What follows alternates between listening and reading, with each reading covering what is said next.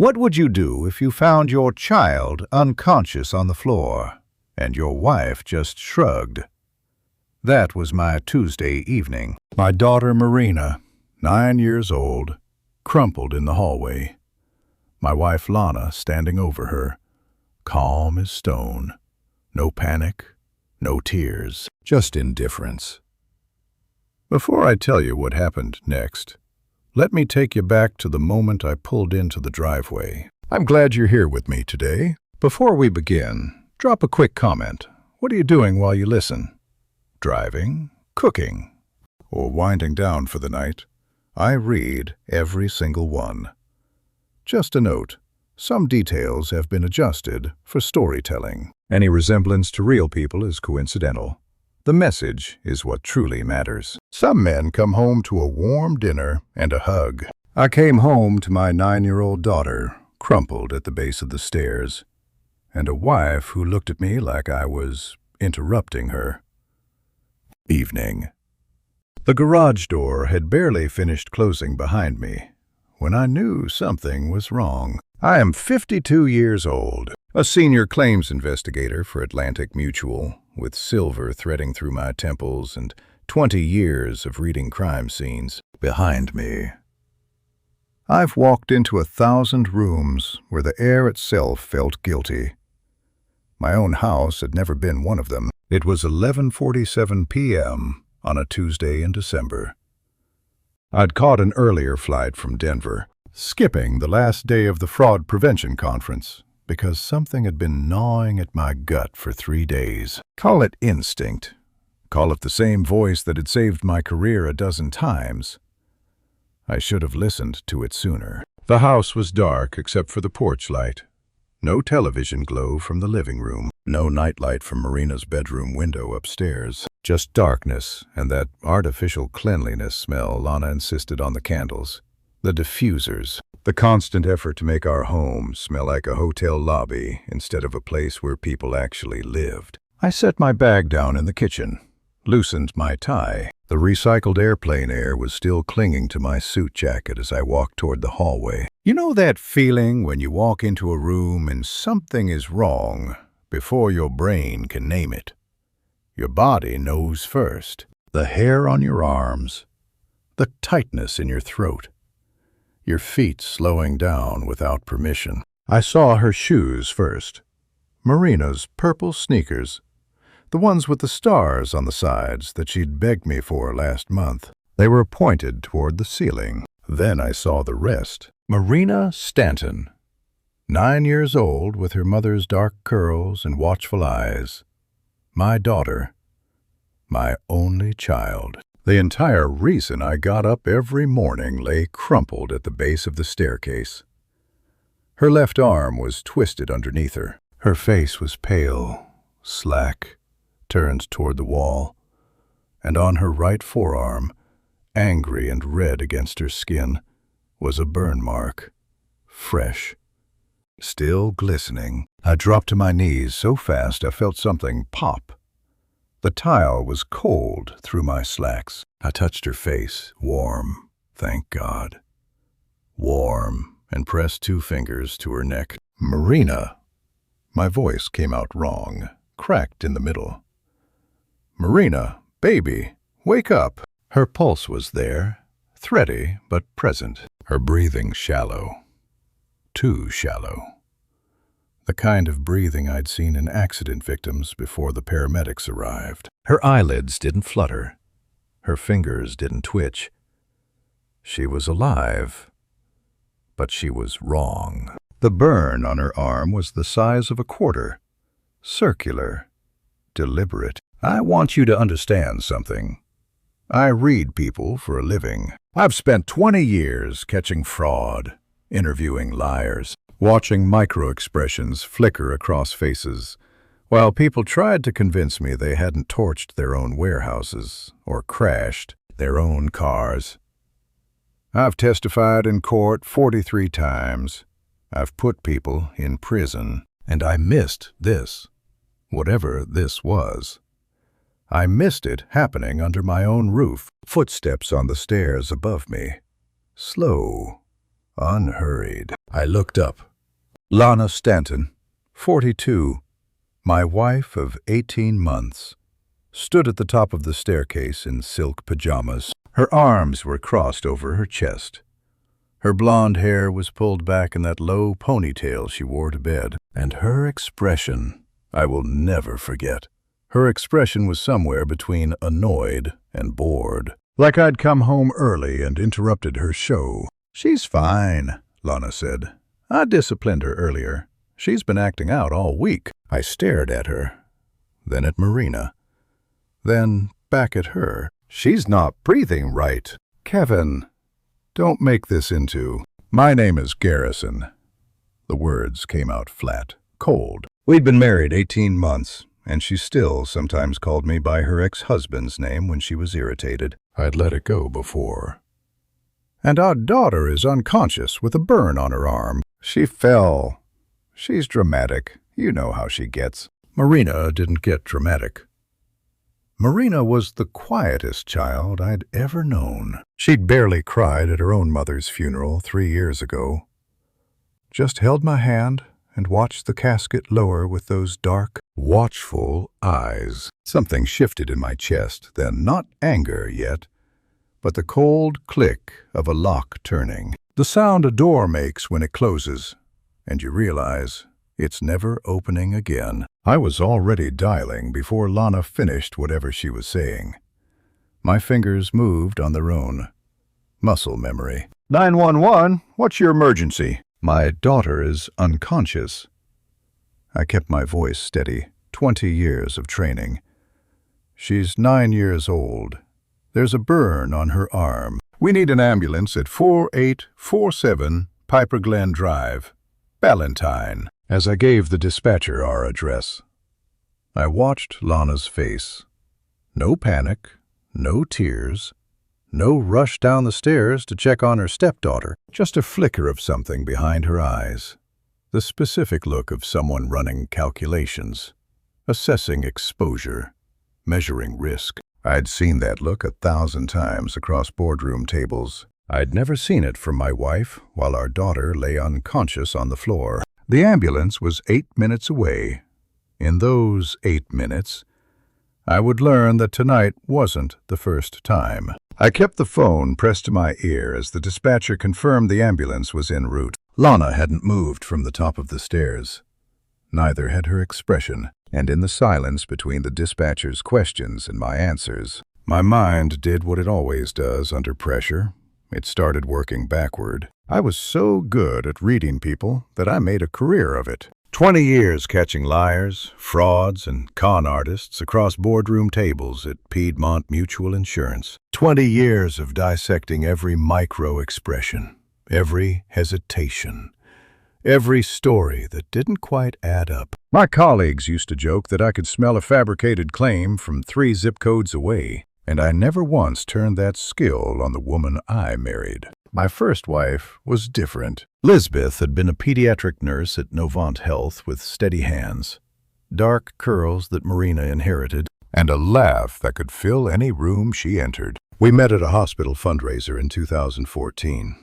I was there representing the insurance company. She was there because she genuinely cared about sick kids. She saw right through my professional polish within 15 minutes. "You're not nearly as tough as you pretend to be," she'd said, handing me a glass of wine I hadn't asked for. "I can tell by your eyes." She was the one thing I never had to analyze. She was just true. Marina was born in 2016, 7 pounds, 4 ounces, screaming like she had opinions about the world already. Lisbeth held her against her chest and looked at me with tears streaming down her face and said, "We made something perfect." There are no words for what came next, so I won't reach for them. November 2019, a Tuesday, like tonight. Lisbeth collapsed in the pediatric ward during her morning rounds. Sudden cardiac arrest at 34. No warning, no history, nothing anyone could have predicted or prevented. By the time I got the call at my desk, she was already gone. "Mr. Stanton, I'm so sorry. We did everything we could. Those words, the same words Lisbeth had probably said to hundreds of parents over the years. And now someone was saying them to me about her. Marina was 3. She didn't understand why Mommy wasn't coming home from the hospital. She kept asking, kept waiting by the window every evening, kept setting a place for her at dinner for 6 months. I didn't have the words to explain. I just held her and let her believe whatever she needed to believe. Then came the single father years. 3 years of just the 2 of us. Her backpack by the door every morning. Her knock-knock jokes that never made sense. Her absolute conviction that pancakes counted as dinner if you added enough syrup. Knock, knock. Daddy. Who's there? Banana pajamas. That's not how. I'd start. And then I'd see her face. So proud of herself, so certain she'd nailed it. You know what? You're right. That's hilarious. Here's what I know about bad deals, and I've walked away from plenty. The warning signs are almost never loud. They don't announce themselves. They slip in through side doors while you're watching the front. Spring 2022. The Piedmont Mutual Charity Gala at the Convention Center downtown. I was there because my boss insisted. Marina was home with a sitter. I was counting the minutes until I could leave, when Lana Riddle walked in like an answer to a prayer I hadn't known I was praying. Event coordinator, blonde, polished, warm in a way that felt deliberate but not forced. She found me at the bar trying to look busy and asked what a claims investigator actually did. Most people's eyes glazed over when I explained. Hers didn't. 2 weeks later, I introduced her to Marina. Lana got down on one knee to meet her at eye level. "I've heard so much about you," she said. "Your dad talks about you like you hung the moon." Marina, 6 years old and skeptical of everything, considered this. "I didn't hang the moon. I'm only 6. Lana laughed like it was the best thing she'd ever heard. I should have listened closer to that laugh. I should have heard what was underneath it, the performance, the calculation, the careful study of what we needed so she could become it. 14 months later, she was Lana Stanton. Red and blue lights swept across the hallway walls, snapping me back to now. The ambulance. Marina still on the floor, still pale, still not moving enough.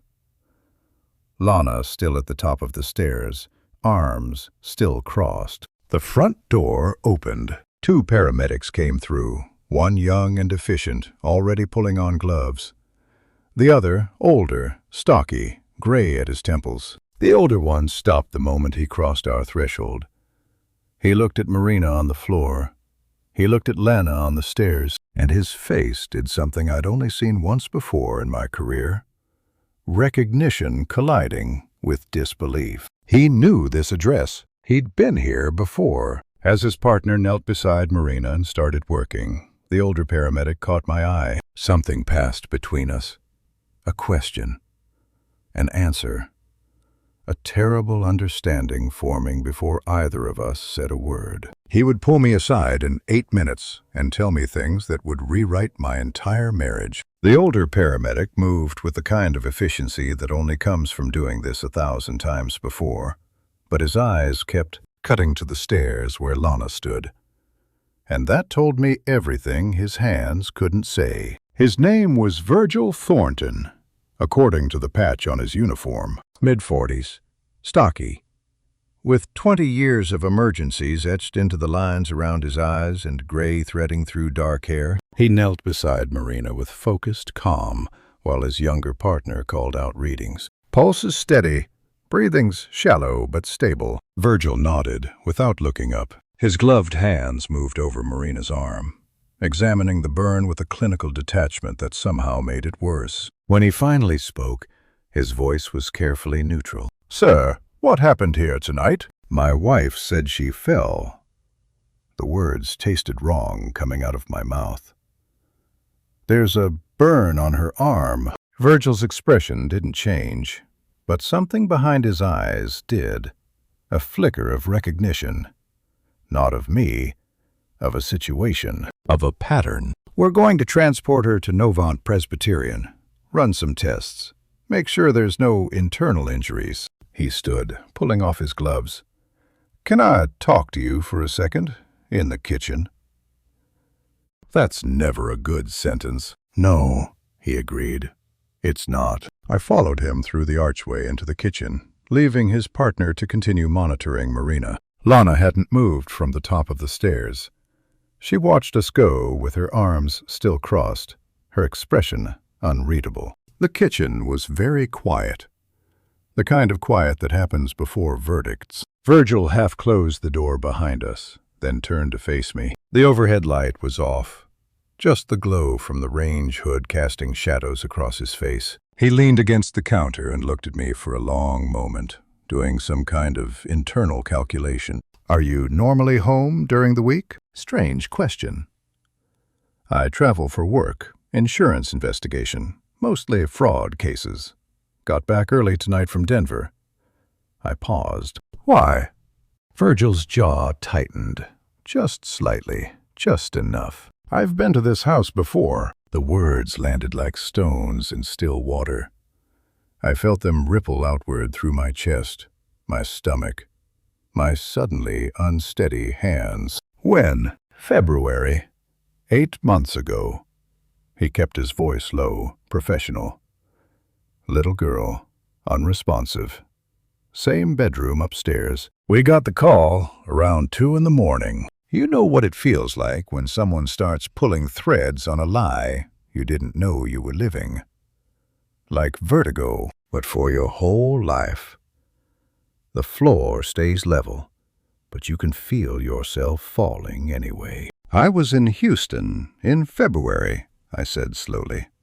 3-week assignment. A manufacturing claim. Your wife told us you were overseas, unreachable. Virgil's eyes never left mine. She said your daughter had behavioral issues. Got into a medicine cabinet. Antihistamines. She was very calm about the whole thing. Very detailed. Very calm. Very detailed. Of course she was calm. Of course she was detailed. She'd had months to rehearse. We filed a DCFS report, Virgil continued. Standard protocol for any pediatric overdose. Case was closed after a follow-up visit. The woman, your wife, she showed them the new cabinet locks. Explained how the child was in therapy for behavioral issues. Had documentation. He paused. I'm guessing none of that was true. I thought about Marina, my quiet, watchful daughter who never acted out, who told knock-knock jokes that didn't make sense and believed pancakes counted as dinner, who had her mother's dark curls and her mother's steady way of looking at the world. Behavioral issues, medicine cabinets, documentation. She's not in therapy, I said. My voice sounded far away. She's never had behavioral issues. She's the calmest kid I've ever known. Virgil nodded slowly, like I was confirming something he'd already suspected. Your wife told us you were overseas and couldn't be reached. We tried the emergency contact number she provided. He pulled out his phone, scrolled through something. Went straight to voicemail. Same message every time. The person you're trying to reach is unavailable. What number? He showed me. It wasn't mine. It wasn't any number I recognized. She'd given them a fake contact. She'd stood in my house, watched my daughter overdose on antihistamines, called 911, and given the paramedics a disconnected number so no one would reach me. You didn't know about any of this. Virgil said it quietly. Not a question. He could see it written across my face, the specific expression of a man watching his foundation crack. No. I gripped the edge of the counter. The granite was cold under my palms. I didn't know about any of this. From the hallway, I heard the gurney wheels click into place. Marina was being loaded for transport. I needed to be with her. I needed to hold her hand and tell her everything was going to be okay, even if I didn't know how to make that true. But first, I needed to understand the scope of what I was dealing with. How do I get the DCFS report? Virgil studied me for a moment. Whatever he saw satisfied him. I'll give you the case number. And, Mr. Stanton, he lowered his voice even further, the woman on those stairs, she watched us work on your daughter for 15 minutes and never once came down to check on her. I've been doing this job for 2 decades. That's not normal. That's not anything close to normal. I knew. God help me.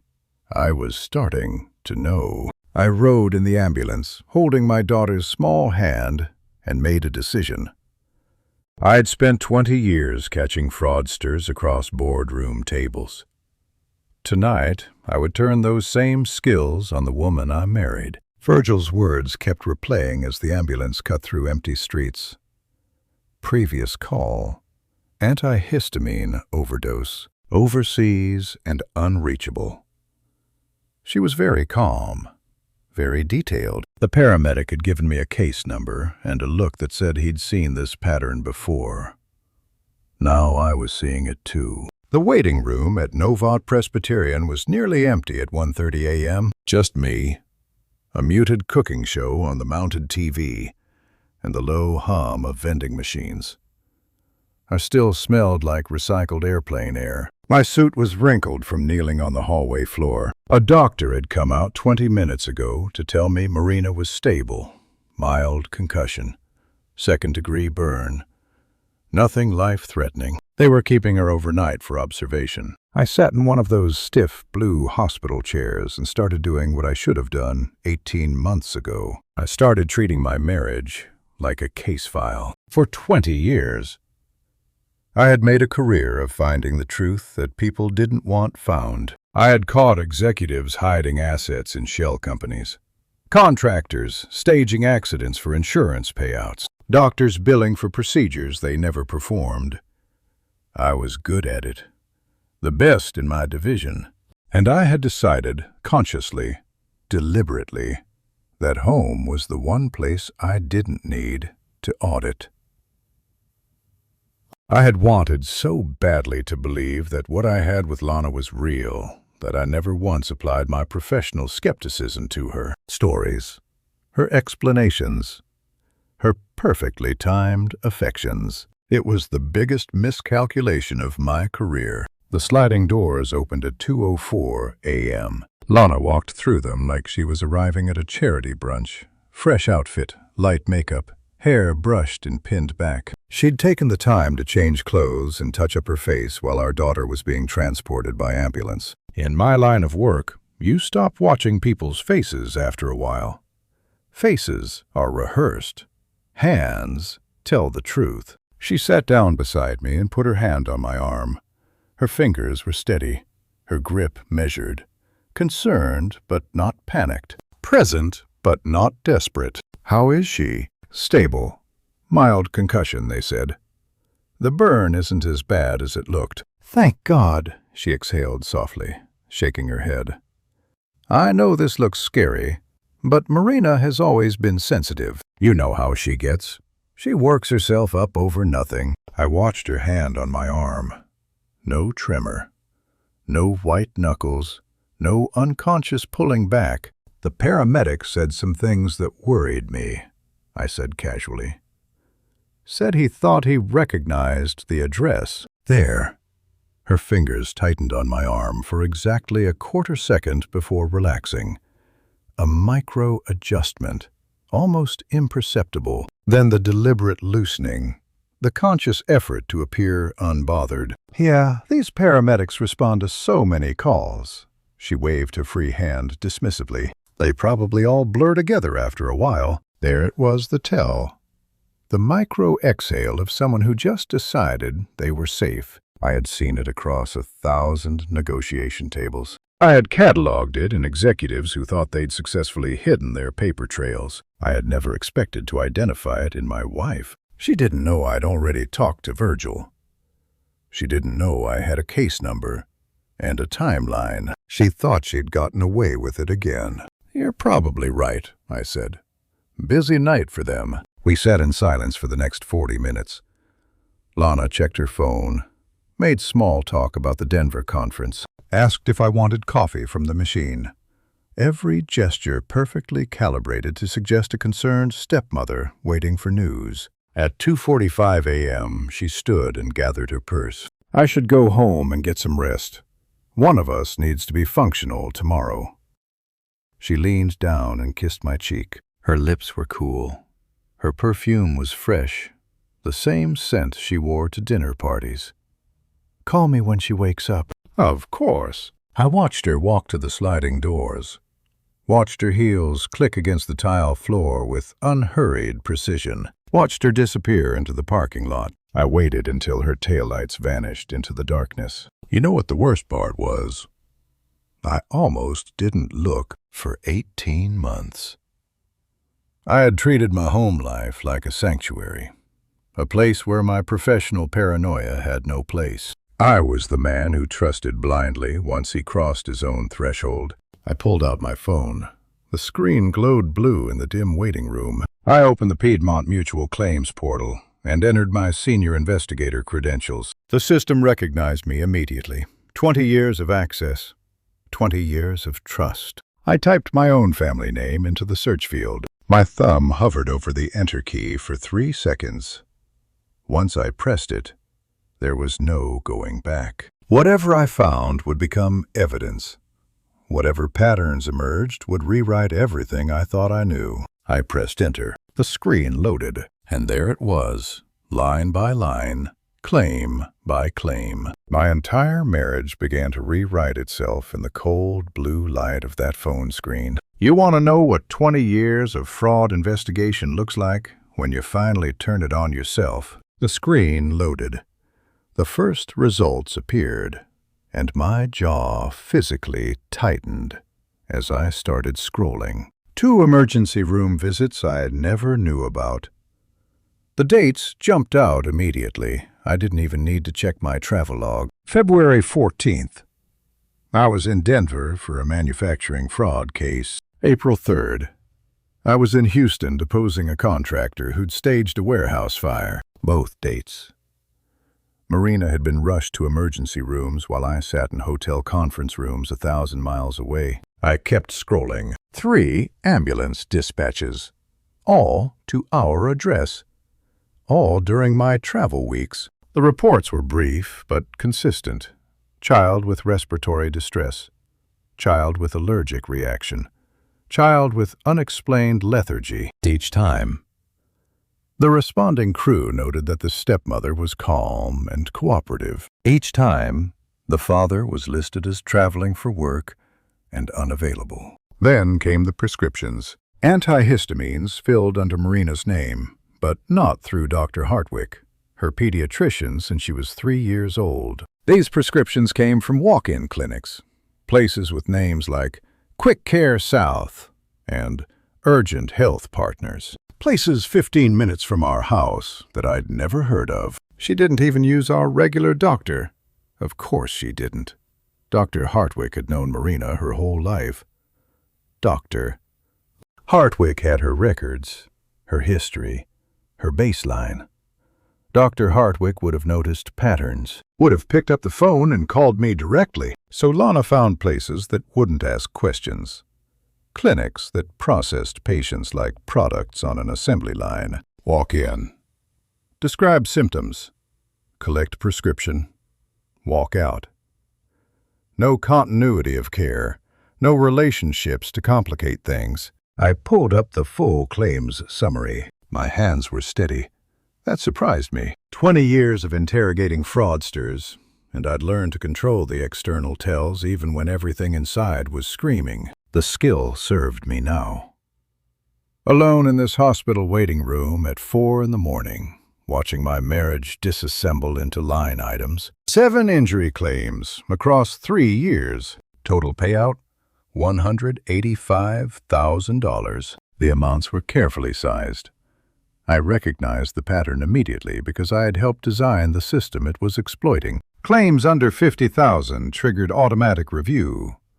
Claims over $75,000 required senior investigator sign-off. Every single one of Lana's filings fell into the sweet spot large enough to matter, small enough to slide through without scrutiny. Here's what I want you to understand about that money.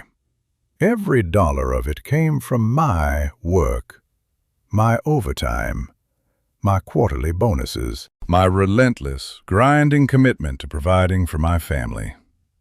I had taken early flights and red-eye returns. I had missed Marina's school plays and soccer games. I had told myself that the sacrifice was worth it because I was building something, securing something, giving my daughter a future. And all of it, every hour, every trip, every night away, had funded the system Lana built to hurt her. I started cross-referencing mentally. My travel calendar was burned into my memory. Denver in February. ER visit for respiratory distress. Houston in April. Ambulance dispatch for allergic reaction. London in July. The antihistamine overdose that Virgil had told me about. Phoenix in September, claim for a fall down the stairs. Every single incident mapped perfectly to my schedule. I put the phone face down on my knee, picked it back up, kept reading. Some part of me hoped I was wrong, hoped there was another explanation, hoped the pattern would break somewhere, somehow. It didn't break. The pattern was airtight. She had used my calendar like a blueprint.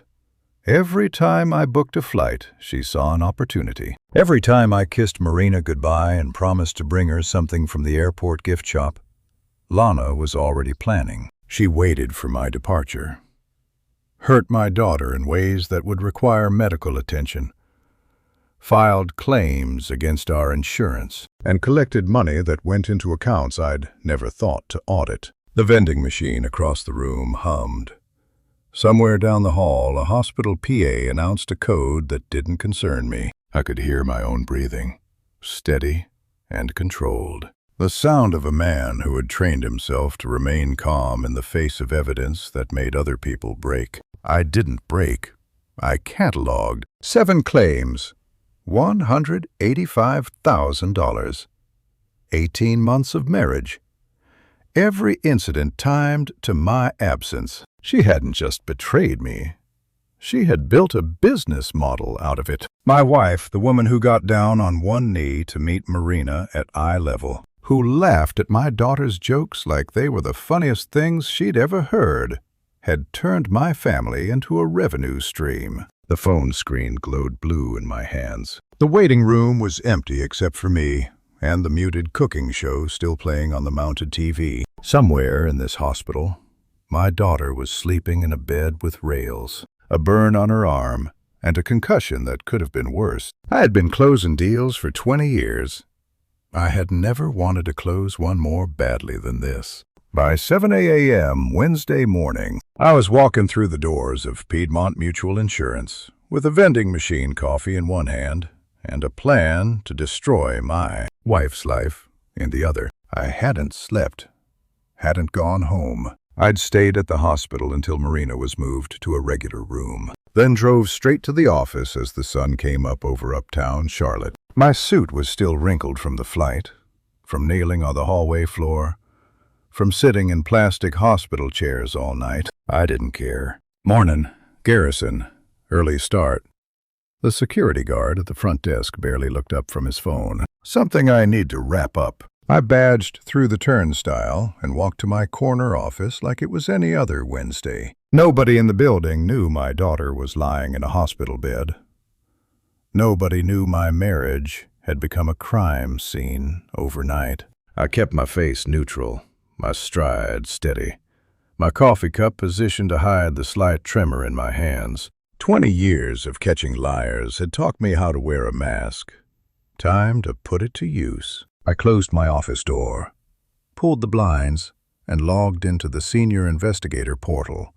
Full access. Every claim filed under our family name, every document, every timestamp, every clinic address. I treated it like any other case file, because that's what it was now. Here's what you learn after 20 years investigating fraud.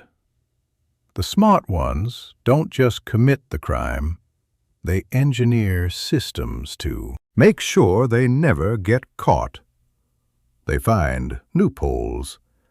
They exploit blind spots. They build redundancies into their schemes so that even if one part fails, the whole thing doesn't collapse. Lana was smart. I was finally seeing just how smart. I pulled up the clinic addresses first. The claims from last night's database search had given me names: Quick Care South, Urgent Health Partners, Care First Express. Now I mapped them. 5 different facilities, all urgent care chains, all located in a ring around the suburbs. None of them within 5 miles of Dr. Hartwick's office on Providence Road. High-volume operations where patients cycled through in 15-minute increments. Places designed for anonymity. I pulled up the satellite view on each location. Strip mall clinics with neon signs. The kind of places that advertised on bus benches. No appointment necessary. No continuity of care. No relationships between providers and patients that might lead to uncomfortable questions. Each clinic address was a data point. Each claim date was a timestamp. My marriage wasn't a relationship anymore. It was evidence. I started building a timeline. The first claim dated back to March 2023, 6 months after our wedding. Marina had been brought in for treatment of an allergic reaction. The diagnosis: exposure to a cleaning product, accidental contact. The claim: $3,200. I was in Chicago that week. A corporate fraud case involving a restaurant chain. I'd been deposed for 3 days. The second claim was 4 months later. Different clinic, same pattern. I'd been in Los Angeles. By 9 a.m., I had mapped all 7 incidents. Every single one corresponded to a business trip. Every single one used a different urgent care facility. Every single one stayed under the threshold that would have triggered automatic review. She had researched this.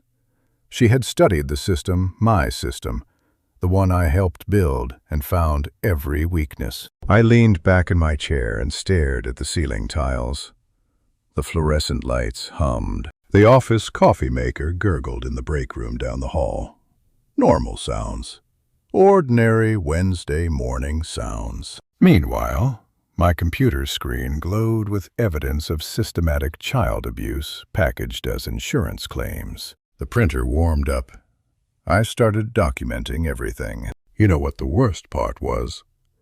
If I hadn't come home early, if that contract in Denver hadn't fallen through, if I'd stayed for the last day of the conference like I was supposed to, how many more claims would there have been?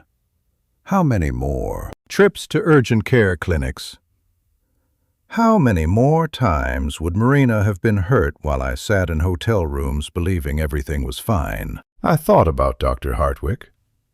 Eleanor Hartwick had been Marina's pediatrician since she was 3 years old. She'd seen Marina through ear infections and growth spurts, and that terrifying week when a fever wouldn't break. She knew my daughter. She would have noticed patterns. That's exactly why Lana never took her there. Dr. Hartwick would have picked up the phone, would have said, "Garrison, I'm seeing some concerning injuries on Marina's chart. Can we talk?" Would have asked the questions that urgent care doctors cycling through 50 patients a day never thought to ask. Lana had engineered a system specifically designed to make sure no one who actually knew Marina would ever see what was happening to her. By 11 a.m., I had a folder 3 inches thick. Clinic addresses, claim timestamps. My travel itineraries cross-referenced with every incident. Every piece of evidence I would need to burn her entire life to the ground. But I wasn't done yet. I still needed to know if anyone else had noticed what I'd missed. Teachers, coaches, anyone who spent time with Marina while I was gone. Someone else had to have seen something. I needed to know if I was the only one who missed the signs, or if there were others who saw what I couldn't and said nothing. Providence Day School sat on 12 acres of manicured grounds in South Charlotte. Brick buildings with white columns, tuition that cost more than some people's mortgages. The kind of place where parents believed their children were protected by wealth and prestige. I had believed that too. I signed in at the front office at 2 p.m., still wearing yesterday's wrinkled suit, still running on vending machine coffee and cold fury. I'm Marina Stanton's father. I need to speak with her teacher. The receptionist looked up from her computer with practiced concern. Is everything all right, Mr. Stanton? That's what I'm trying to find out. Mrs. Holloway met me in her empty classroom 10 minutes later. She was a woman in her mid-50s with reading glasses on a beaded chain and the careful posture of an educator who had learned to document everything. Marina had been in her 4th grade class since September. Mr. Stanton, she closed the classroom door behind us. Please, sit down. How is Marina? She's stable. In the hospital overnight for observation. I took the small desk she gestured toward, my knees pressing against the underside.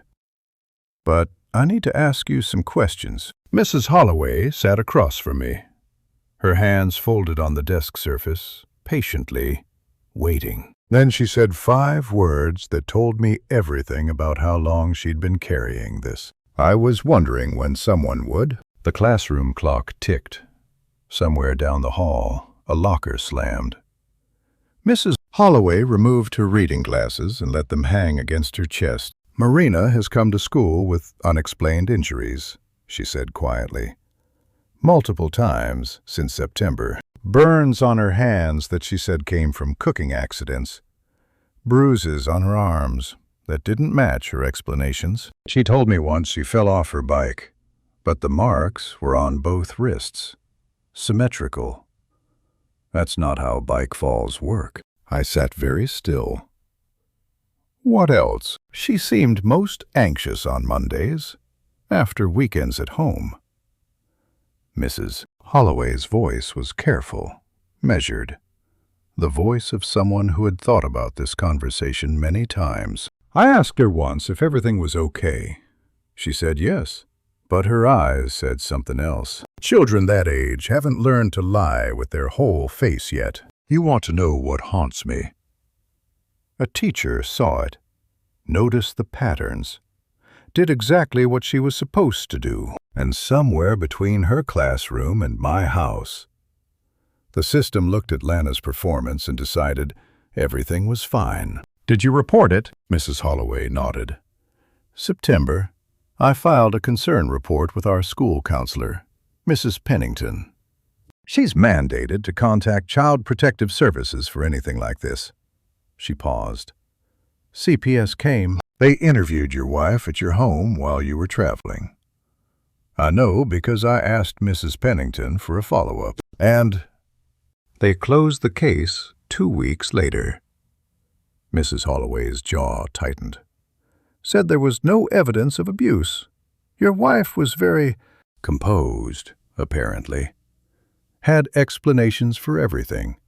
Showed them the safety locks on the cabinets. Talked about how Marina had anxiety and sometimes hurt herself accidentally. Composed.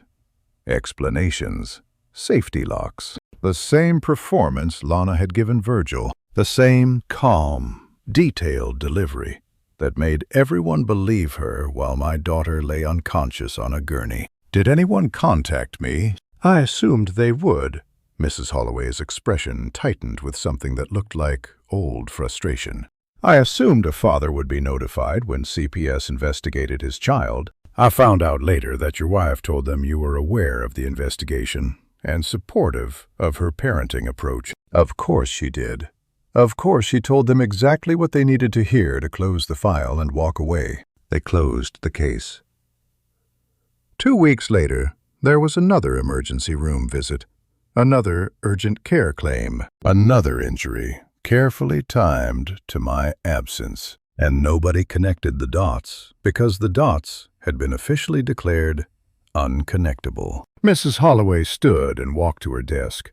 She opened a drawer and pulled out a manila folder. "I kept a copy," she said, "of my original concern report, just in case."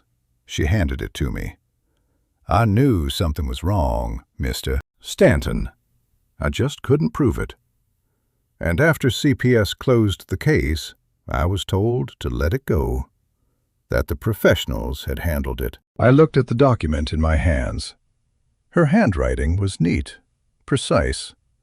Dates, observations, specific injuries described in clinical detail. The date at the top read September 15th. 3 months ago. 3 months of Marina suffering while this piece of paper sat in a closed file. 3 months of claims being filed and money being collected. 3 months of my daughter learning that no one was coming to help her. Not her teacher, not the system, not her father who was always on a plane somewhere. "Thank you," I said. The words felt inadequate. "For keeping this, for paying attention when everyone else looked away." Mrs. Holloway walked me to the door. "Find a way to make it stick this time," she said quietly. "That little girl deserves someone who won't stop until she's safe." I drove home with one more piece of evidence and a growing list of everyone who had failed my daughter. Starting with me, I spread the documents across my desk like a crime scene, because that's exactly what they were. Mrs. Holloway's report joined the stack I'd already built. Insurance claims, clinic addresses, my travel calendar marked with red circles, Virgil's statement, handwritten on the back of a pharmacy receipt because I hadn't had paper in the ambulance. Every piece of evidence I'd gathered in the past 18 hours, laid out in the home office I barely used because I was always traveling, always away, always giving her opportunities. I'd done this 1,000 times for corporate clients, reconstructing fraud timelines, connecting data points, building cases that would hold up in court.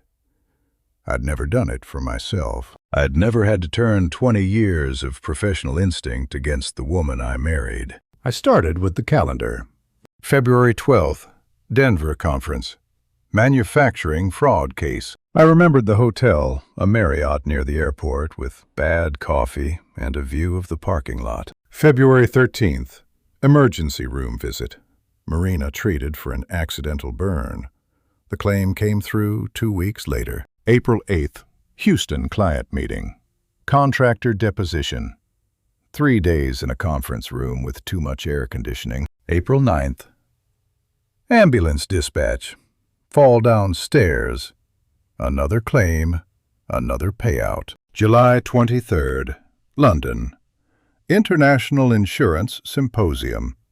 My first overseas trip since the wedding. July 24th. The antihistamine overdose Virgil had told me about. The incident that generated a CPS report nobody followed up on. My marriage had become a spreadsheet.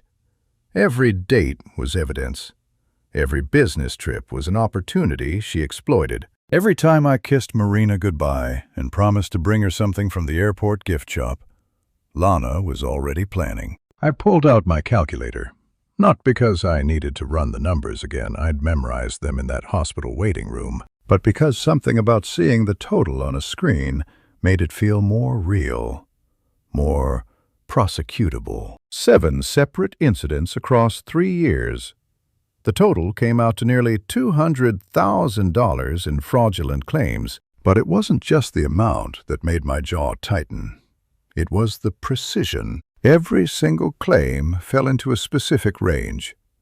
Not too small to matter. Not large enough to trigger the automatic review protocols that flagged suspicious payouts. She had somehow found the sweet spot amounts between $15,000 and $35,000 that would process without scrutiny. You want to know what that kind of precision looks like? It looks like someone who did their homework. Someone who researched claim thresholds. Someone who understood exactly how much she could steal before the system would start asking questions. She didn't stumble into this scheme. She designed it. I leaned back in my chair and stared at the documents covering my desk. The home office was dark except for my desk lamp. Outside, the Ballantine neighborhood was settling into its evening routines. Garage doors closing, kitchen lights coming on. Normal families eating normal dinners. I wasn't part of that world anymore. Maybe I never had been. The crushing irony hit me like a physical weight. 20 years. I had spent 20 years building a career on catching exactly this kind of fraud. Sophisticated schemes with careful timing, amounts calibrated to avoid detection.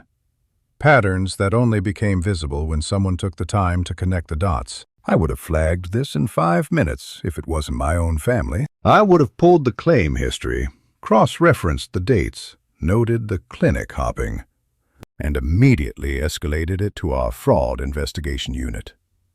I would have written the report myself. I would have recommended prosecution. But I had decided, consciously, deliberately, that home was the one place I didn't need to audit.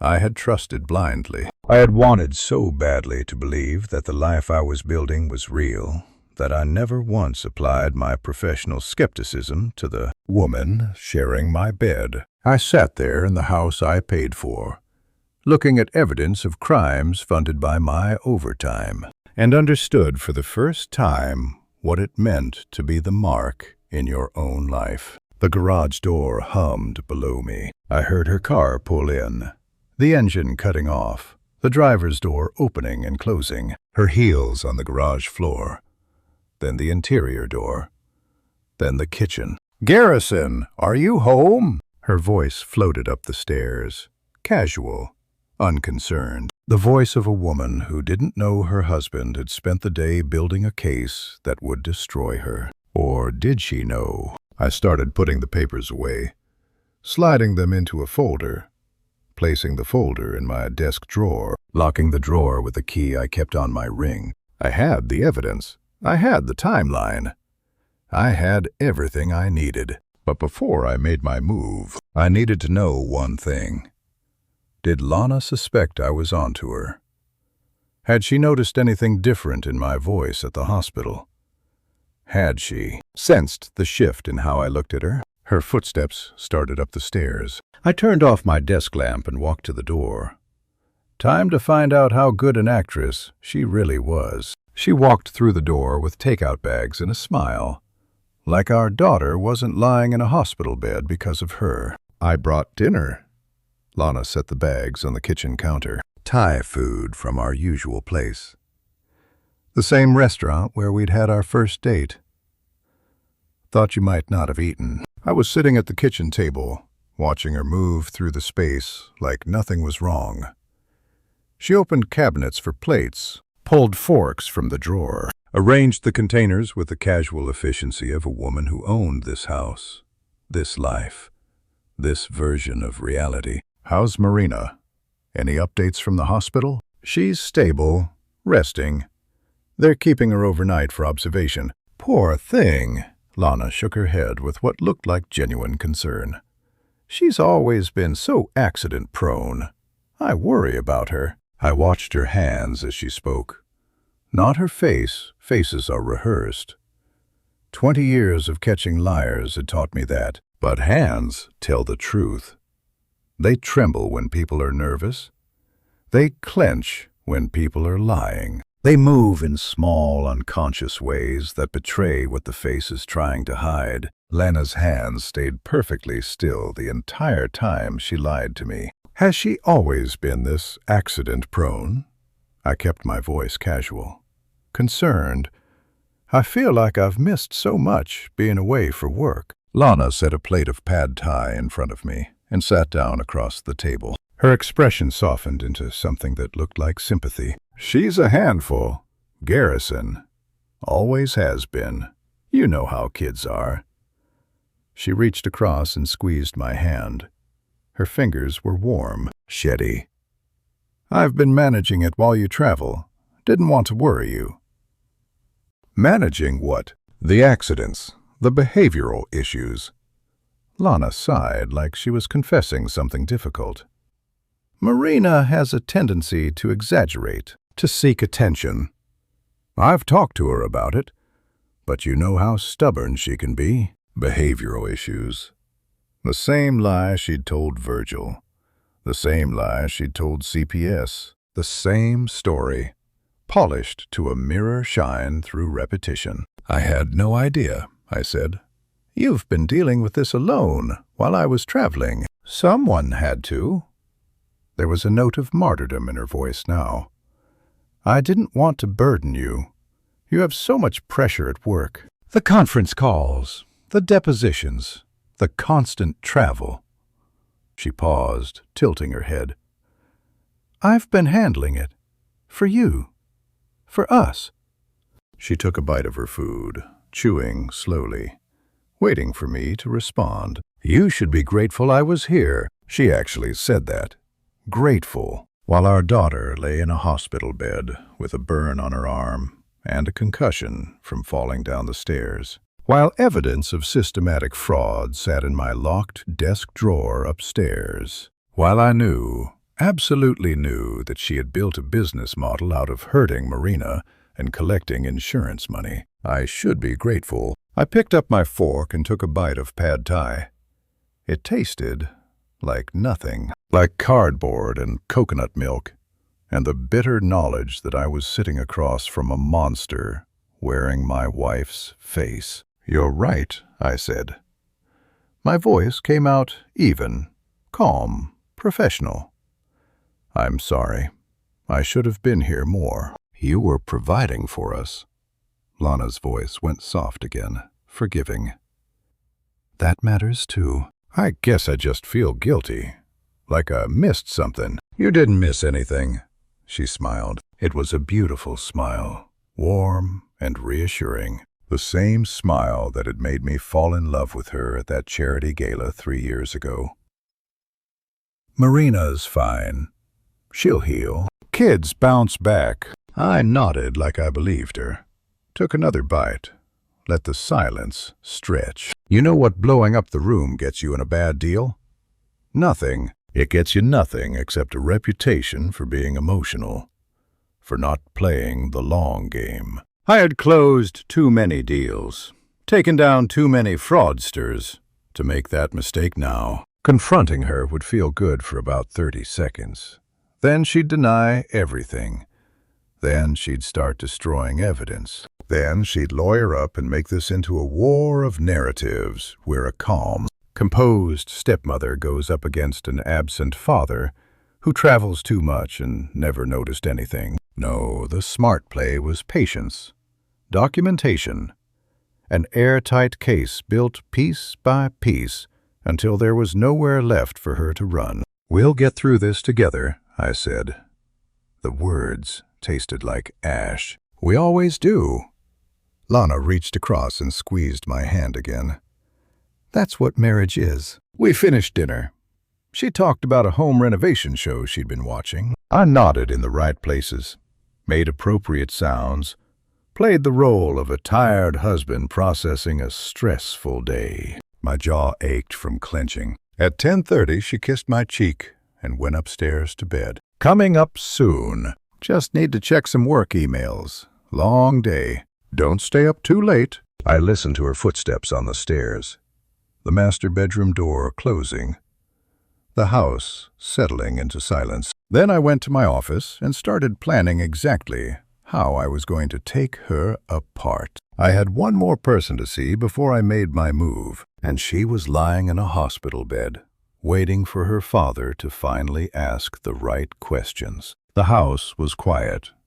My wife was asleep in our bed, believing she'd won, and I was about to make the most important phone calls of my life. I sat in my darkened office with the door closed, thinking like the investigator I was. For 20 years, I had taken down fraud rings that operated across multiple states, schemes that involved dozens of conspirators and millions of dollars. The ones who thought they were clever, who believed they'd covered every angle. Those were always the most satisfying to close. They never saw me coming. Not until the documents hit the table and there was nowhere left to run. Lana thought she'd married a businessman who traveled too much and trusted too easily. She forgot that businessmen in my line of work read the fine print. We audit. We verify. We build cases piece by piece until they're airtight. She was about to learn what that meant. I pulled out my phone and texted Frank Dalton, a corporate attorney I'd worked with on insurance litigation for 15 years. He wasn't a family lawyer, but he knew everyone in Charlotte's legal community. I need a family law referral. Someone who's handled DCFS cases. Someone who can move fast. The response came in under a minute. Frank was a night owl, always had been. How bad? I'll explain in person. Just get me the name. I'll have someone by morning. Clarice Lawrence, she's the best. I'll text you her number at 7 a.m. Frank didn't ask why I needed a family law attorney at 11:30 at night. Some conversations don't need explanations. The urgency speaks for itself. And good attorneys know when to ask questions and when to just move. I put the phone down and stared at the ceiling. Upstairs, Lana was sleeping in sheets I'd bought, in a bed I'd paid for, in a house that had my name on the deed. Tomorrow she'd wake up and drink coffee and check her phone and believe that everything was exactly as she'd left it. She had no idea the ground was already shifting beneath her. At midnight, I grabbed my keys and walked out to my car. The neighborhood was silent. Porch lights glowing on empty driveways. Normal families sleeping through normal nights. The drive to Novant Presbyterian took 20 minutes through empty streets. Every traffic light seemed to last forever. Every mile felt like evidence of my failure. You want to know what guilt feels like at midnight on an empty highway? It feels like every mile marker counting the nights you weren't there. Every exit sign naming a city where you stayed in a hotel while your daughter was home with a woman who hurt her. Every dark window passing by representing a family that was keeping their children safe while you chased quarterly bonuses. I pulled into the hospital parking garage at 12:15 a.m. The elevator took me to the pediatric floor. A nurse at the station looked up as I passed, recognized me from earlier, and nodded me through. Marina's room was at the end of the hall. The door was half open. A nightlight cast soft shadows across the walls. She was awake, small against the pillows, her dark curls spread across the white linens. The IV was still in her arm. The monitors beeped softly in the corner. She looked up when I came through the door, and something shifted in her face. Relief and fear and hope, all tangled together in an expression no 9-year-old should know how to make. Daddy? Hey, Bug. I pulled the chair closer to her bed and sat down, took her small hand in mine. How are you feeling? Tired. She paused. Her eyes went to the door behind me, then back to my face. Is Mom coming? Not, is Mom okay? Not, where's Mom? Not, when is Mom getting here? Just, is she coming? Like a threat assessment. My 9-year-old daughter running threat assessments from a hospital bed. No, Bug. It's just us tonight. The tension left her body. I watched it happen. Watched her shoulders drop. Watched her grip on the blanket loosen. Watched something in her face unlock that had been held tight for God knows how long. She sank back into the pillows like she'd been holding her breath for months, and finally remembered how to exhale. Good, she whispered. That single word broke something in my chest. Good. She was relieved. My daughter was lying in a hospital bed with a burn on her arm and a concussion from falling down the stairs, and she was relieved that her stepmother wasn't coming to visit. I squeezed her hand, blinked hard against something hot behind my eyes. Marina. I kept my voice steady, calm. The voice of a father who wasn't falling apart inside. I need you to know something. Whatever happened, whatever's been happening, it's not your fault. and I'm going to fix it. I promise." She looked at me for a long moment. Those dark eyes, so much like her mother's, searching my face for something, for truth, for safety, for the father she needed me to be. "Okay, Daddy." She closed her eyes. Her hand stayed in mine. In the morning, she would tell me everything, and I would finally understand exactly what had been happening in my house while I was gone. I stayed in that hospital room all night, watching my daughter sleep. When morning light came through the blinds, casting soft stripes across the linens, I finally asked her the question I should have asked years ago. Marina woke slowly, blinking against the brightness. Her eyes found me in the chair beside her bed, still there, still waiting, and something in her face shifted. Surprise, then relief. Then that careful watchfulness children develop when they're deciding if adults can actually be trusted. "Daddy, you stayed all night." "Of course I did. Bug?" I reached for her hand. It was small and warm in mine. "Can I ask you something?" She nodded, but I saw her body tense, saw the way she pulled the blanket a little higher. Like armor. "What happens when I'm away on my trips?" The silence stretched. Marina picked at her hospital bracelet, her eyes fixed on the plastic. Outside, a cart rolled past in the hallway. Machines beeped their steady rhythm. I waited. "Mom helps me have accidents sometimes." 5 words.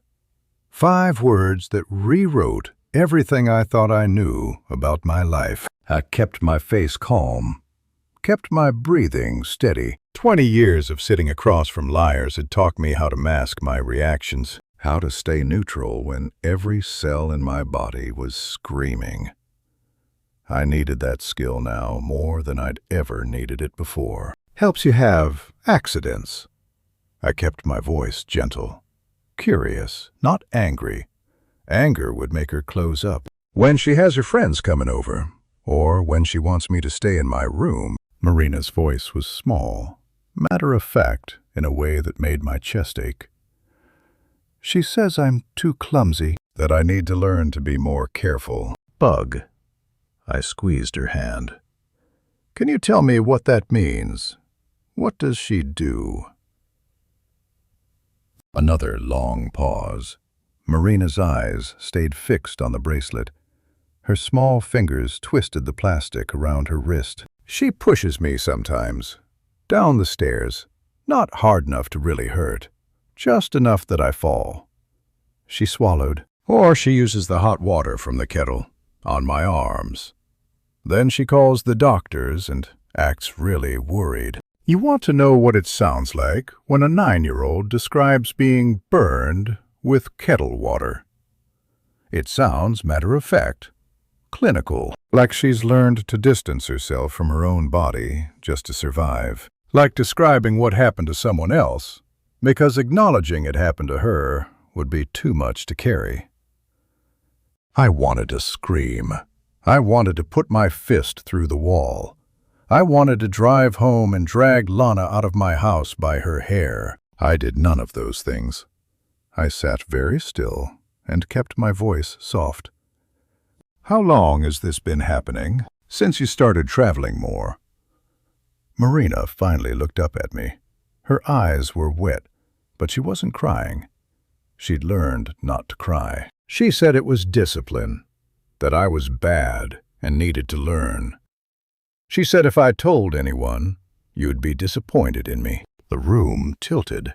She said, "What?" "That you'd think I was lying." Marina's voice cracked. "That nobody would believe a kid over an adult. That you'd be mad at me for making things up. That you'd stop." She choked on the word. "That you'd stop loving me." I didn't want you to stop loving me. My daughter had been tortured for 3 years. And she was apologizing to me? She'd carried this alone because a monster in silk pajamas had convinced her that speaking the truth would cost her the only parent she had left. "Marina." I moved from the chair to the edge of her bed, pulling her into my arms.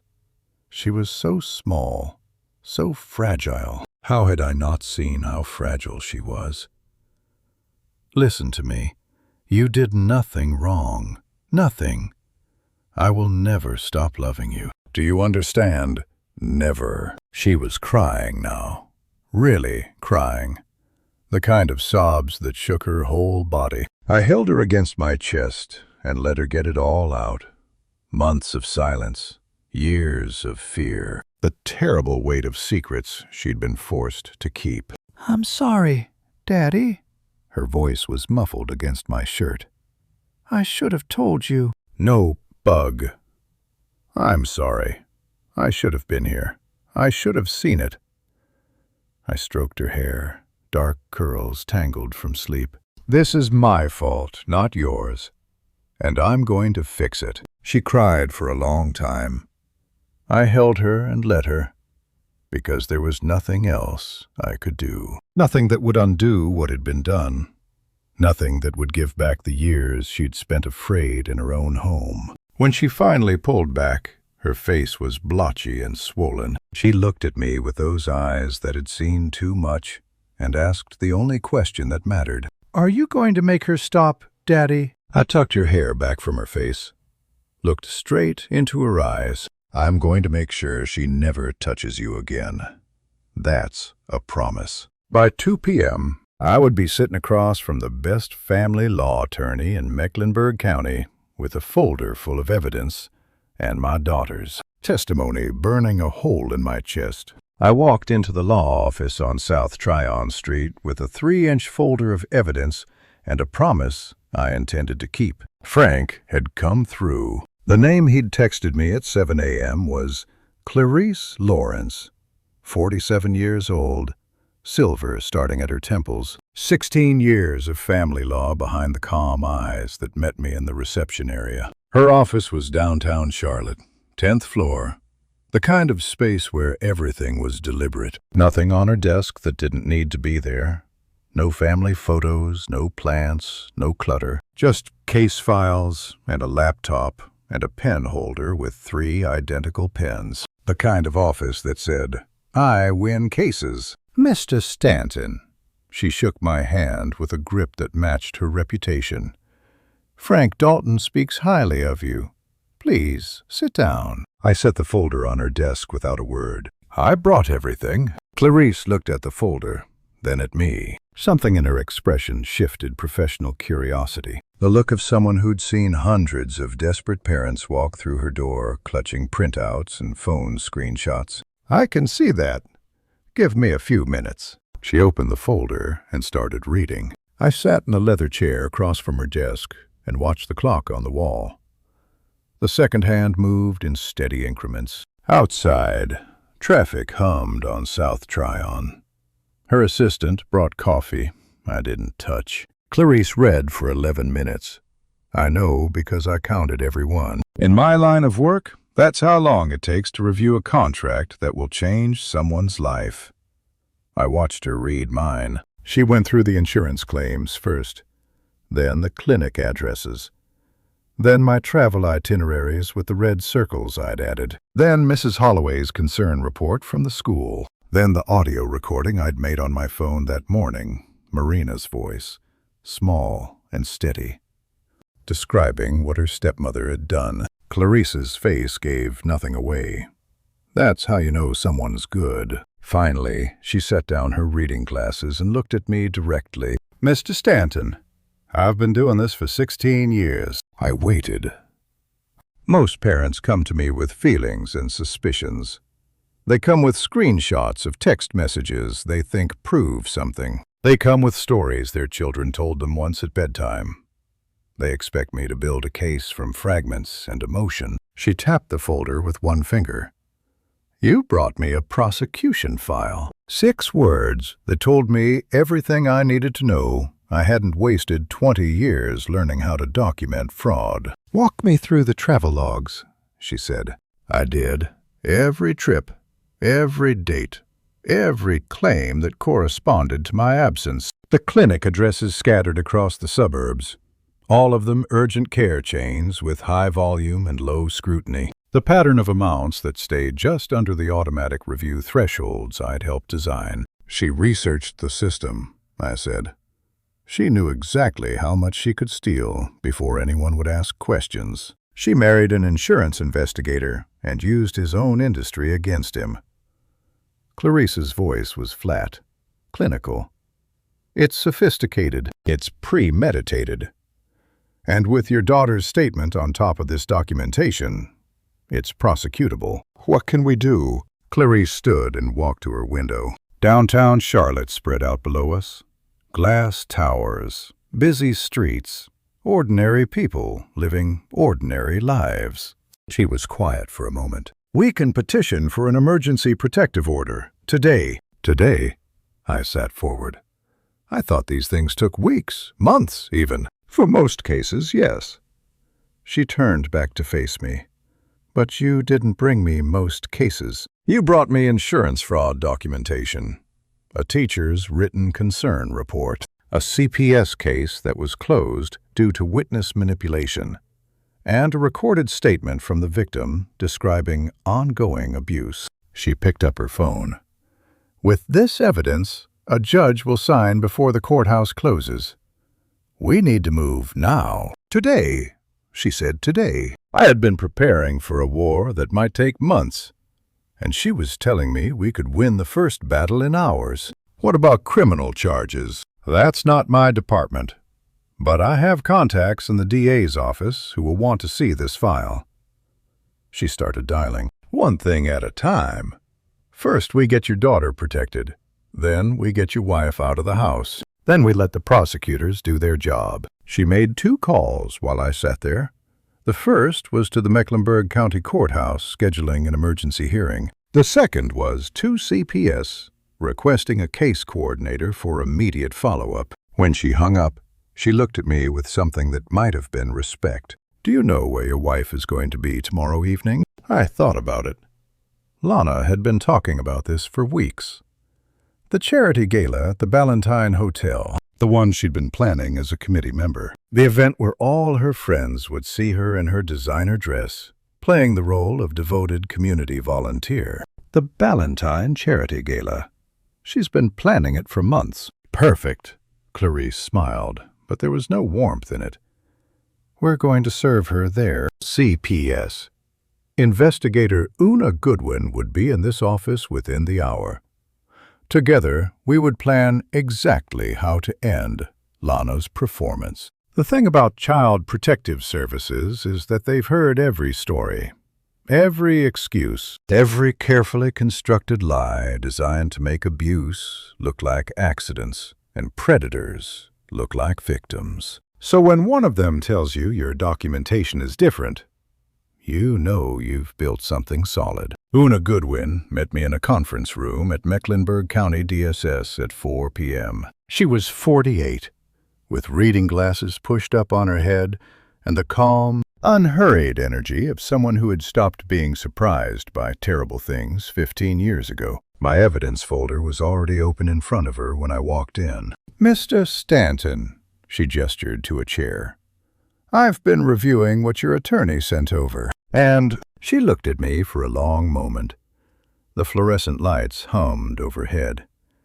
Somewhere down the hall, a phone rang. I've been doing this for 15 years. I've never seen documentation this thorough from a parent. In my line of work, that's the highest compliment someone can give you. Your evidence is airtight. Your case is solid. You've done the work that will hold up under scrutiny. Una walked through the file piece by piece, naming each element like she was cataloging weapons. The insurance claim pattern. 7 incidents. Amounts calibrated to avoid review thresholds. The clinic addresses all urgent care, all high volume, all chosen for anonymity. The teacher's report that had been filed and ignored. The paramedic's statement about recognizing the address. Marina's recorded testimony. The claim pattern alone would trigger our investigation, she said. Combined with Marina's statement and the paramedic's report, this is priority classification. What does that mean? It means we're not waiting on this. She closed the folder. We're moving today. Not next week. Not after the holidays. Today. The system that had failed Marina before the CPS case that closed too quickly. The school report that went nowhere was finally working on her behalf. Different investigator. Different approach. Same evidence. But now in the hands of someone who knew how to use it. I want to coordinate with police to serve the protective order alongside a warrant for felony child endangerment. Una continued. We prefer to make contact somewhere away from the child. Reduces trauma. Reduces the risk of confrontation in the home. She looked up. Do you know where your wife will be tomorrow evening? She's organizing a charity gala. The Ballantine Hotel. I paused. It's the social event of the season. She's been planning it for months. Una's expression shifted.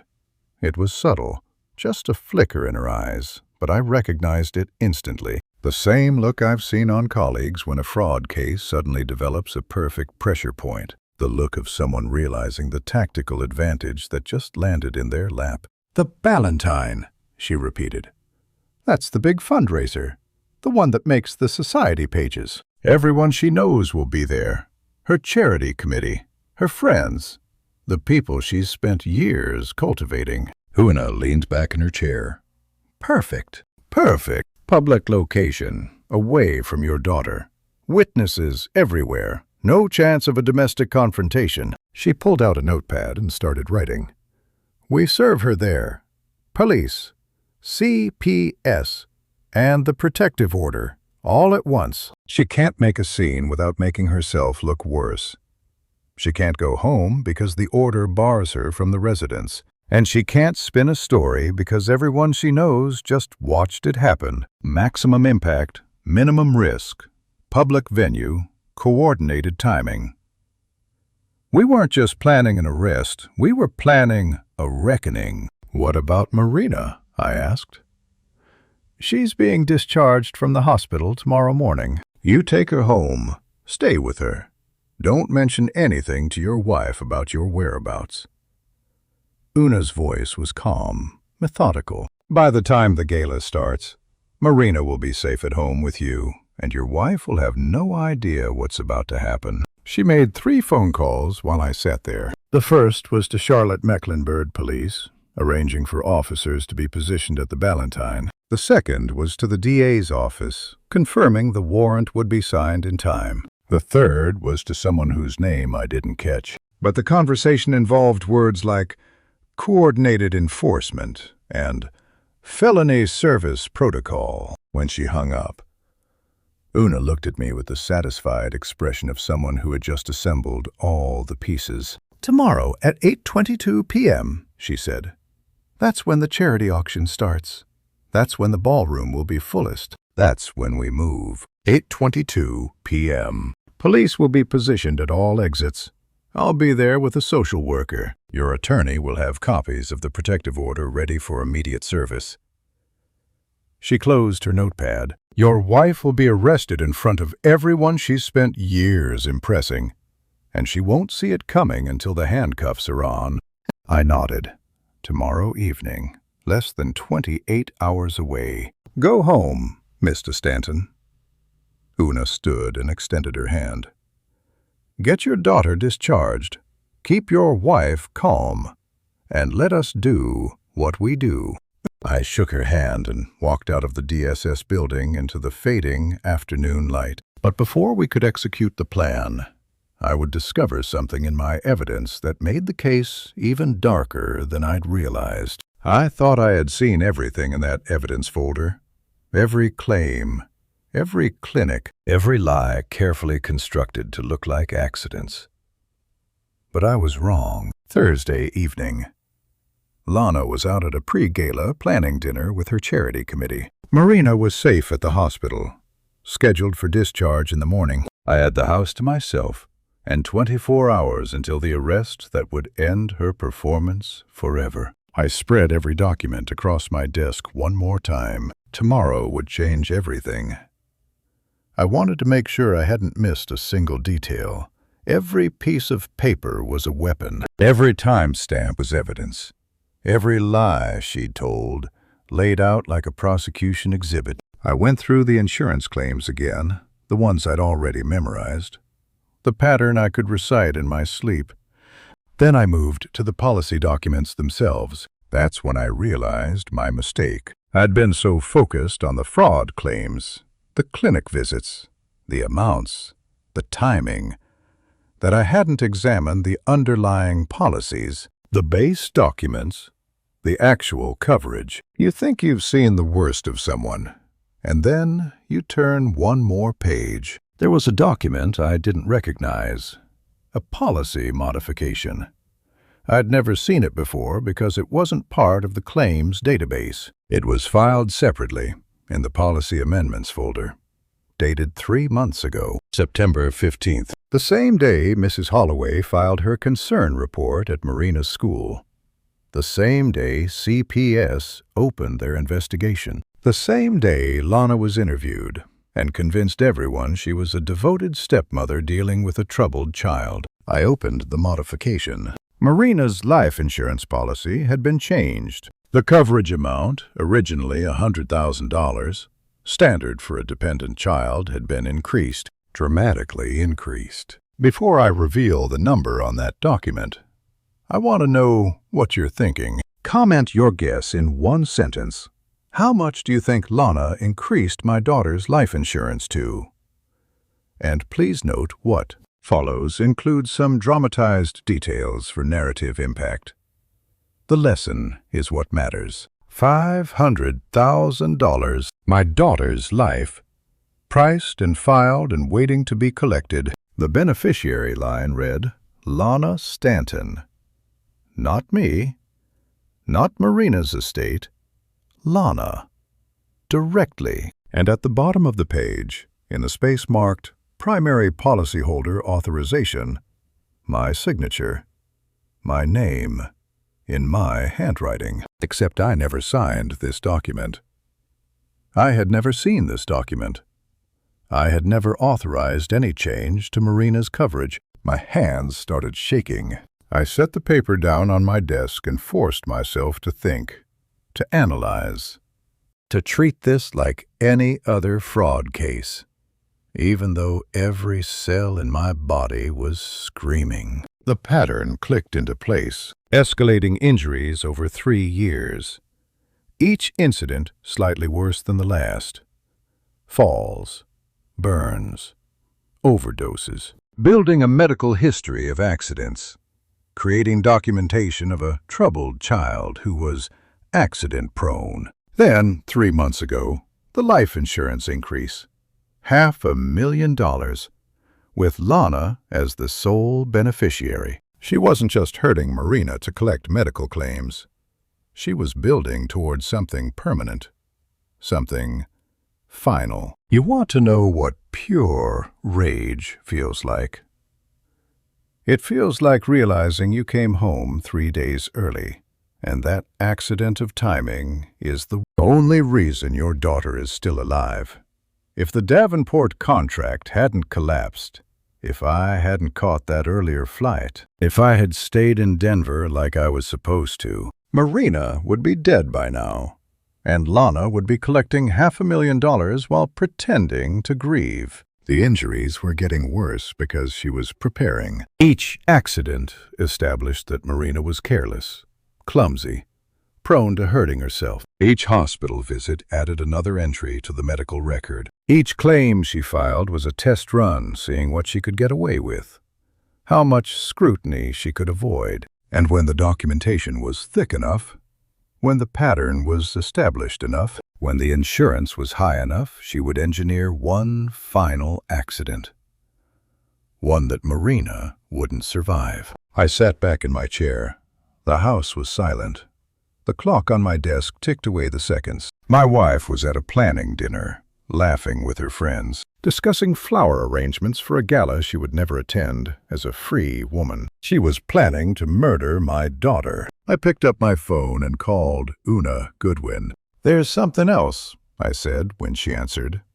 "Something worse." I told her about the policy modification, the $500,000 increase, the forged signature, the timeline that aligned perfectly with her other preparations. Una went quiet for a long moment. I could hear her breathing on the other end of the line. "Mr. Stanton," she finally said, "this changes the charges." "I know. We're not just arresting her for child endangerment anymore. With this documentation, the DA will pursue attempted murder and conspiracy charges." She paused. "I'm calling the prosecutor right now.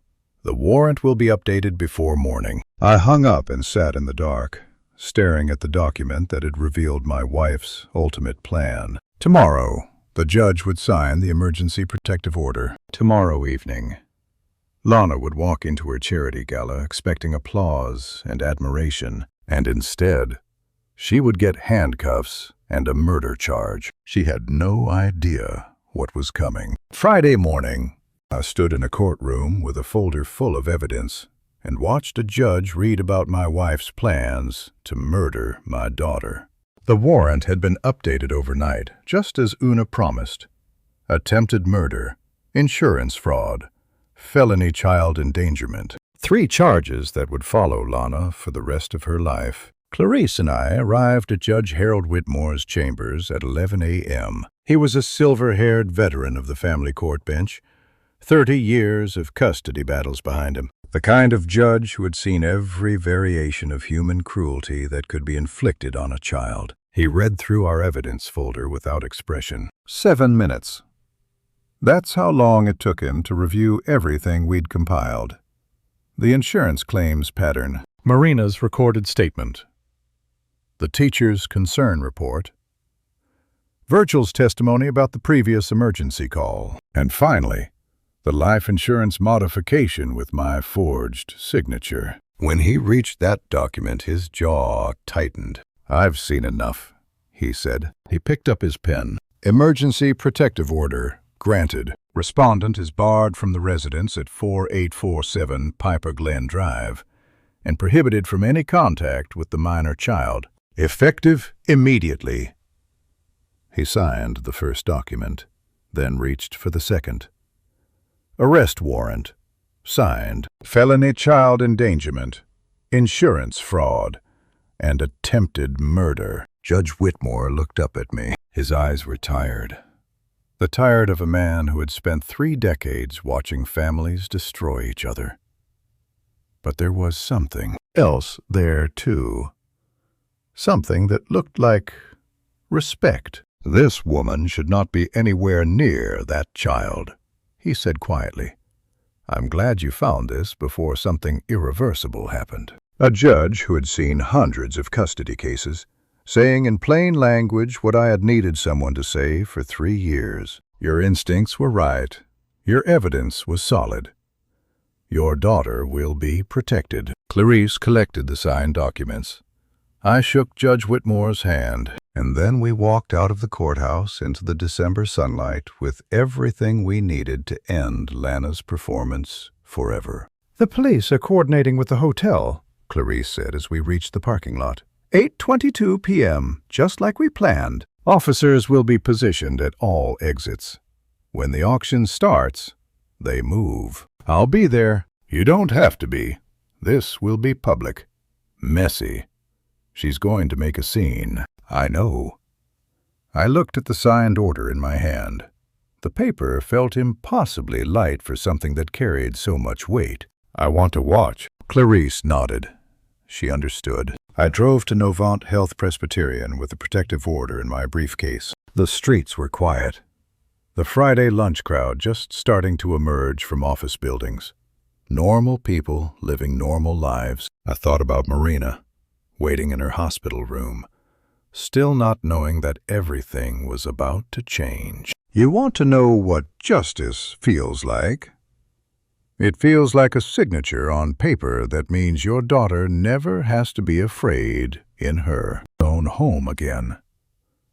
It feels like knowing the woman who hurt her will be in handcuffs before midnight. It feels like finally being able to make good on the promise you made to a scared little girl in a hospital bed. How do you tell a child she was almost murdered. You don't. You just tell her the nightmare is over. I parked at the hospital and walked to the pediatric floor. The nurse at the station nodded me through. Marina's door was open. She was sitting up in bed, watching cartoons on the mounted television. When she saw me, her face did that thing it always did, the quick assessment, the checking for danger, the watchful calculation that no 9-year-old should know how to make. "Daddy, hey, Bug." I pulled the chair close and sat down, took her hand. "I have something to tell you." Her body went still, the same way it had gone still every time I mentioned Lana's name. "Lana isn't coming back," I said. "Ever. You're safe now." Marina stared at me. I watched her process the words, watched her search my face for the catch, the exception, the qualifier that would make this promise temporary. "Ever. Ever. I promise. She can't come to our house anymore. She can't contact you. It's over." Something shifted in her eyes. Something cracked. "Is it because of me?" Her voice was small. "Did I do something wrong?" 5 words that told me Marina had been blaming herself this entire time. 5 words that shattered what was left of my heart. "No, Bug. No." I moved to the edge of her bed and pulled her into my arms. "You did nothing wrong. Nothing. This was never your fault. Do you understand me? Never." She cried against my shoulder. Real tears. The kind she'd been holding back for years because she'd been taught that crying made things worse. I held her and let her get it all out. Every sob, every shudder, every sound of a child finally letting go of a burden she should never have been carrying. When she finally pulled back, there was something in her eyes I hadn't seen in years. Hope. "When do I come home, Daddy?" "Tonight," I thought. Tonight. After the woman who hurt you is let out of her own party in handcuffs. Soon, Bug. Very soon. In 6 hours, the charity gala would begin, and Lana Stanton would take her final bow. I left Marina at the hospital with a promise, and drove home to change into the suit I'd wear to watch my wife's life fall apart. In 6 hours, everything would be over. Picture the Ballantine Hotel Grand Ballroom at 7:30 p.m. on a Friday evening in December.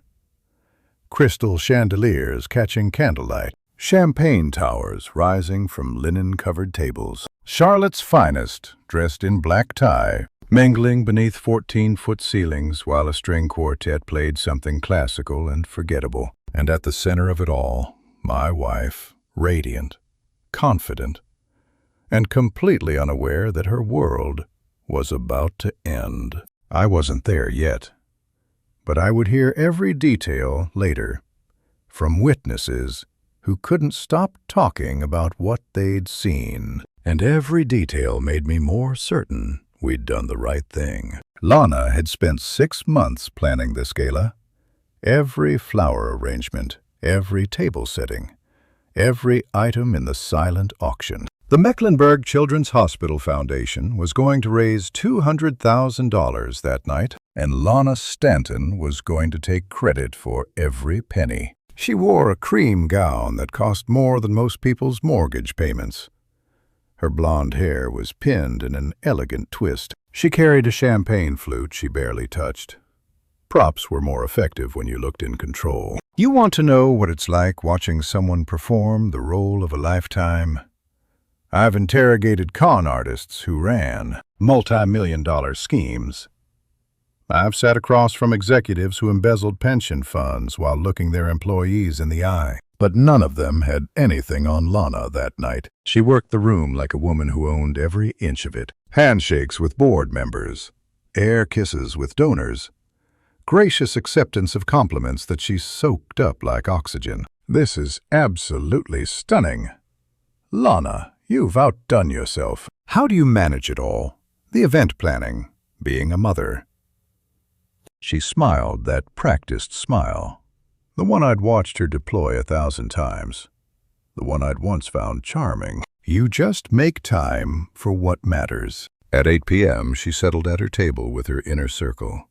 The women who served on charity boards with her, the wives of executives and attorneys and surgeons, the audience she'd been cultivating for years. And there, surrounded by people who believed every word she said, Lana played her favorite role, the martyred stepmother dealing with an impossible child. Poor Marina's been struggling, she sighed, swirling her untouched champagne.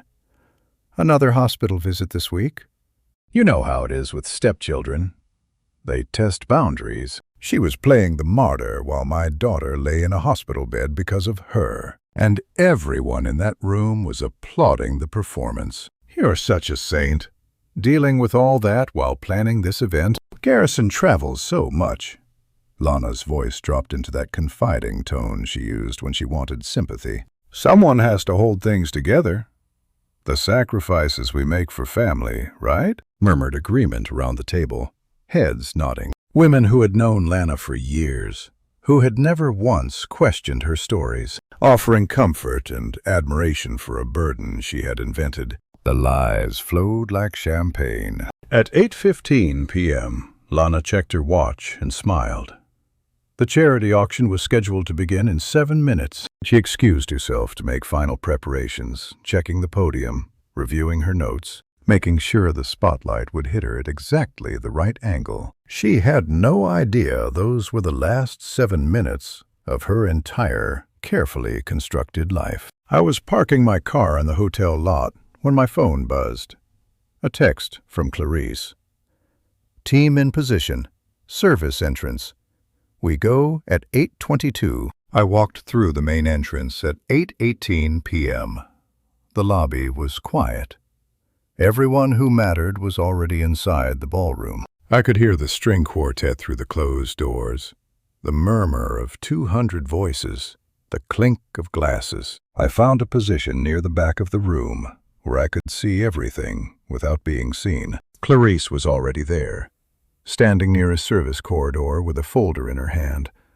She caught my eye and nodded once. At 8:20 p.m., Lana stepped to the podium at the front of the ballroom.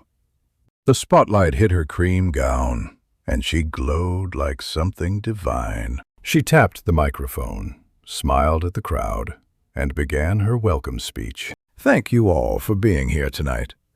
Your generosity will change the lives of children across Mecklenburg County. At 8:21 p.m., 2 uniformed Charlotte-Mecklenburg police officers stepped through the service entrance on the far side of the ballroom. Una Goodwin walked between them, carrying a file folder and wearing an expression I recognized from our meeting, the calm, unhurried focus of someone about to execute a carefully planned operation. They began walking toward the main floor. Lana didn't see them. She was too busy basking in the applause. And now, without further ado, I'm thrilled to announce the beginning of our silent auction. The room didn't stop all at once. It slowed. Table by table, heads began to turn. Conversations died mid-sentence. The string quartet kept playing for another few bars, then trailed off into silence. The room was about to learn who Lana Stanton really was. The room didn't stop all at once. It slowed, table by table, like a wave of silence moving across water. Conversations died mid-sentence, as heads turned to follow the 2 uniformed officers and the woman with the folder walking with purpose across the marble floor. I watched from my position near the back. I had spent 3 days building this moment. Now I got to watch it unfold. The string quartet kept playing for another 30 seconds, something by Vivaldi. Light and elegant, before the violinist noticed no one was listening anymore and trailed off into silence. The last notes hung in the air like a question nobody wanted to answer. People's heads turned to follow the uniforms like flowers tracking the sun. Charlotte's elite didn't see police at charity galas. Not like this. Not walking with this kind of purpose. At the podium, Lana had finished her welcome speech and returned to her table. She was mid-conversation with a woman in emeralds when she noticed the strange quality of the silence. She looked up, saw people staring toward the entrance, followed their gaze. Her smile flickered like a candle in a draft, just for a moment. Then she forced it back into place, the way she'd forced it back 1,000 times before. She couldn't see who they were walking toward yet. She still thought it might be someone else, maybe a medical emergency, maybe a security issue, maybe anything except what it actually was. Una Goodwin led the approach with the 2 officers flanking her. She didn't look left or right. She didn't acknowledge anyone else in the room. Her trajectory was unmistakable.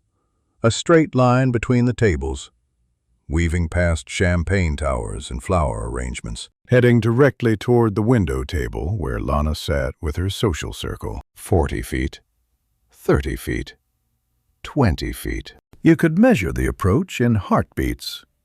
Every eye in that room was counting. I watched the realizations spread across Lana's table.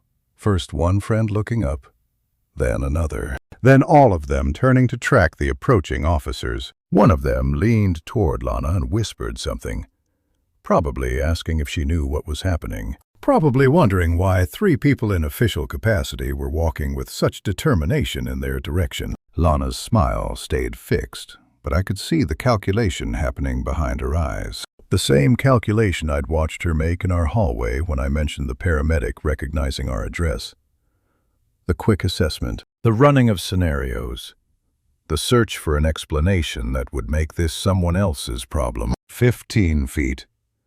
10 feet. Her friends had stopped talking entirely.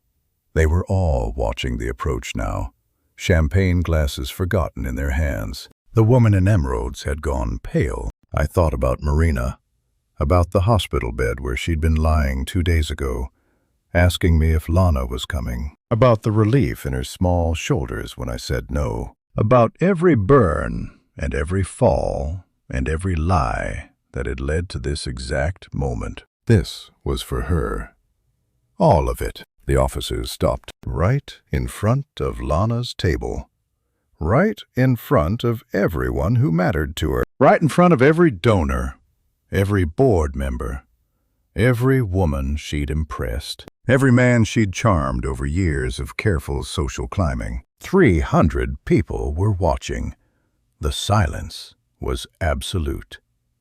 I could hear the ice shifting in someone's water glass 3 tables away. Lana looked up at them with the composed expression she always wore. Her makeup was perfect. Her hair was perfect. Her cream gown caught the chandelier light like something from a magazine cover, but her hands had gone very still on the white tablecloth. Perfectly, unnaturally still. Una Goodwin stood 2 feet from Lana's chair. The officers flanked her like bookends, their expressions professionally neutral. Una's folder was tucked under her arm. Her reading glasses hung from their chain against her chest. She looked directly at Lana with an expression I recognized from our meeting, the calm, unhurried focus of someone who had done this before. Someone who knew exactly how to deliver news that would destroy a life. Lana's smile was still in place, but it had frozen into something else now. Something brittle. Something that would crack the moment anyone touched it. "Lana Stanton." Una's voice carried in the absolute silence. Not loud, but clear enough that half the room could hear her. Lana's chin lifted slightly. That old reflex, the one that said she was above whatever was happening, that this was surely some mistake. "Yes. I need you to stand up." The words hung in the air. Lana didn't move. Her friends didn't move. The entire ballroom seemed to hold its breath. I watched my wife's face from across the room and saw something I'd never seen before the first crack in the performance. The first moment where she didn't know what to say, didn't have a story ready, didn't have a smile that could fix what was happening. Una reached into her folder. The documents would hit the table next, then the handcuffs, then the charges read aloud for everyone to hear. This was the moment everything changed. Una placed the documents on the white tablecloth right next to Lana's champagne glass. One by one, methodical, unhurried. Emergency protective order. Arrest warrant. List of charges in black ink on cream paper. Lana's eyes scanned the pages. Her face went through 3 expressions in 2 seconds. Confusion, recognition, calculation. The same sequence I'd watched her perform in our kitchen 2 nights ago when I mentioned the paramedic. But this time, there was no recovery. This time, the audience wasn't her trusting husband. "Lana Stanton," Una said, her voice clear and professional. "You are under arrest for felony child endangerment, insurance fraud, and attempted murder." The words landed like stones in still water. I watched the ripples spread across the faces at nearby tables. Attempted murder. The whispers would start any moment now. Lana's smile stayed frozen in place. When she spoke, her voice came out smooth. Practiced, the voice she'd used to convince CPS investigators and paramedics and teachers. "There's been a terrible mistake. Ma'am, please stand up. I'm sure if we could just discuss this privately." "This isn't a discussion. Please, stand up." Lana looked to her friends at the table. The woman in emeralds, the charity board members, the wives of executives who had sat across from her at 100 brunches and believed every word she said. Not one of them moved. Not one of them spoke. They sat frozen, champagne glasses suspended, watching the woman they'd admired being asked to stand by uniformed police officers. You want to know what it looks like when someone runs out of lies? It looks like Lana's face in that moment, scanning the room for an exit that didn't exist. Searching for someone who might help, finding nothing but 300 faces watching her with growing horror. "I don't know what my husband has told you," Lana tried again, her voice dropping into that confiding register she used when she wanted sympathy. "But he's been under enormous stress. He doesn't have the full picture." "Ma'am?" Una's tone didn't change, patient but immovable. "This isn't about what your husband told us. We have documentation, medical records, witness statements, a recorded confession from your stepdaughter." Lana's composure flickered, just for a moment, just enough for me to see the fear underneath. "Marina is a troubled child. She exaggerates. Ma'am, you need to stand up now." One of the officers stepped forward. His hand closed gently but firmly on Lana's upper arm. She looked at his grip, then at the room still watching her, then back at Una. The mask cracked. "Please." Her voice dropped to something almost genuine, almost desperate. "Not here. Not like this." The most honest words she'd spoken in years. And they changed nothing. "Ma'am, you can stand up on your own, or we can help you." The officer's voice was calm, professional. "Your choice." Lana stood. She moved slowly, her cream gown catching the chandelier light as she rose from her chair. Her friends at the table still hadn't moved. They sat like statues, unable to look away, unable to process what they were witnessing. The officer turned her gently, professionally. Her hands went behind her back without resistance. She had stopped fighting. Stopped performing. For the first time since I'd known her, she had nothing left to say. The handcuffs came out. The click echoed in the silent ballroom like a period at the end of a very long sentence. 300 people watched Lana Stanton's wrists disappear into metal. Every donor, every board member, every woman she had impressed while my daughter suffered, every man she had charmed while filing fraudulent insurance claims. "Lana Stanton, you have the right to remain silent. Anything you say can and will be used against you in a court of law." The Miranda rights continued, but I barely heard them. I was watching Lana's face, watching the performance finally end. Watching the woman who had burned my daughter and pushed her downstairs and planned to collect $500,000 on her death finally stand in public without a mask to hide behind. She didn't look at her friends. She couldn't. They were all watching her. The woman who had organized their charity events and chaired their committees and sat at their tables, telling stories about her troubled stepdaughter, while that same child lay in hospital beds, wondering why her father never knew. The handcuffs glinted under the chandeliers. Lana's cream gown suddenly looked like a costume for a role she could no longer play. Her blonde hair was still perfect, her makeup still flawless, but everything else had crumbled. I thought about Marina in her hospital bed, asking when she could come home. I thought about the relief in her shoulders when I told her Lana wasn't coming back. I thought about every lie I had believed, every warning sign I had missed, every night I had been on a plane while my daughter suffered. This was justice.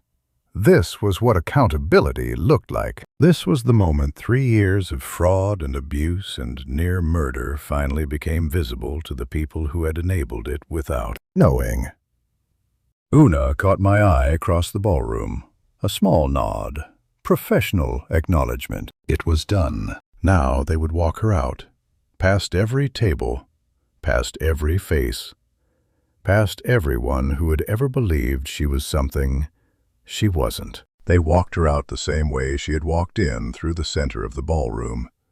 Past every table. Every face. Every person she had spent years cultivating. The officers moved at a measured pace. Professional. Unhurried. Every step gave the room more time to watch. Every step erased another year of careful social climbing. Lana passed the first table the hospital board members who had praised her event planning. They sat frozen. Champagne glasses untouched, unable to look away. She passed the second table the charity committee women who had called her a saint for dealing with her troubled stepdaughter. Not one of them moved.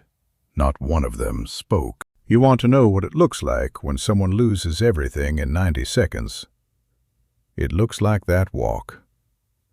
Every face she passed was someone she had charmed, someone she had impressed, someone who had believed her stories about Marina's behavioral issues and her martyrdom as a stepmother. Now they knew the truth, and not one of them was willing to stand up. The women from her wine nights watched in silence.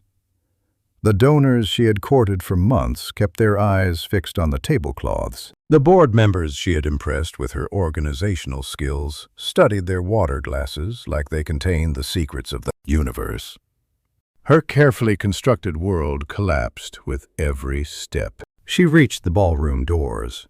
For one moment, just one, she paused, maybe hoping someone would call out, maybe waiting for a friend to object, to claim this was a mistake, to offer some kind of support. Nothing.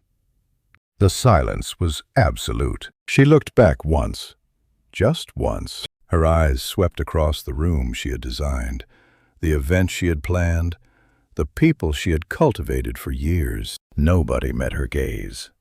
Nobody even tried. The officers guided her through the doors. They swung closed behind her with a soft thud, a curtain falling on a final act. I stayed in my position near the back of the room for another minute, watching the aftermath.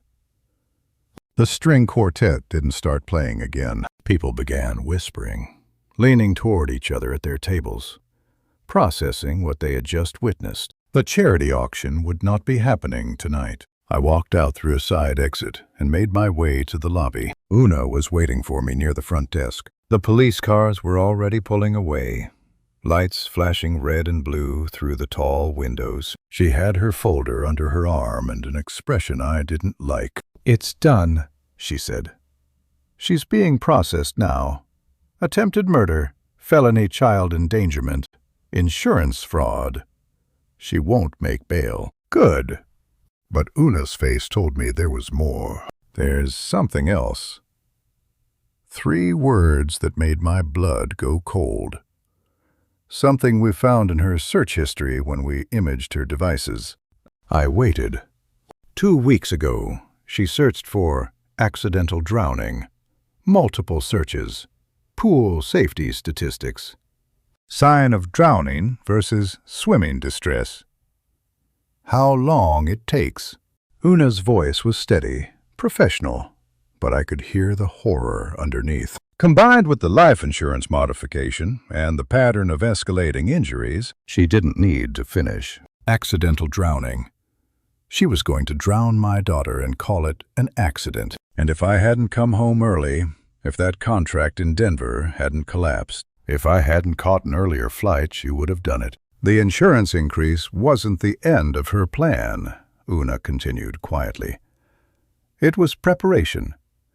She was building a paper trail of accidents, establishing that Marina was careless, prone to getting hurt, and then she was going to engineer one final accident that would look like a tragic culmination of a troubled child's pattern. I stood very still.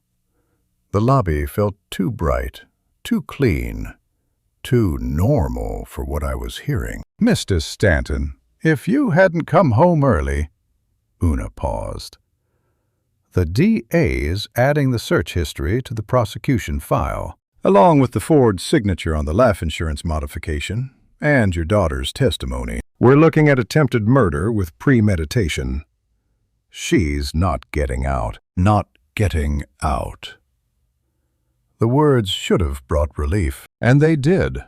Somewhere underneath the horror, somewhere past the realization of how close I had come to losing everything. A business trip cancellation, a contract that fell through, an earlier flight home because something in my gut had been gnawing at me for 3 days. That was the margin. That was all that stood between Marina alive and Marina drowned in our backyard pool while her stepmother collected $500,000 and played the grieving parent. Thank you, I said to Una. The words felt inadequate.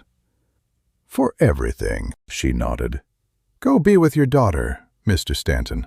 She needs you now. I watched the last police car turn out of the hotel drive, its lights disappearing into the December night. The lobby was quiet. The gala was over, somewhere in Charlotte.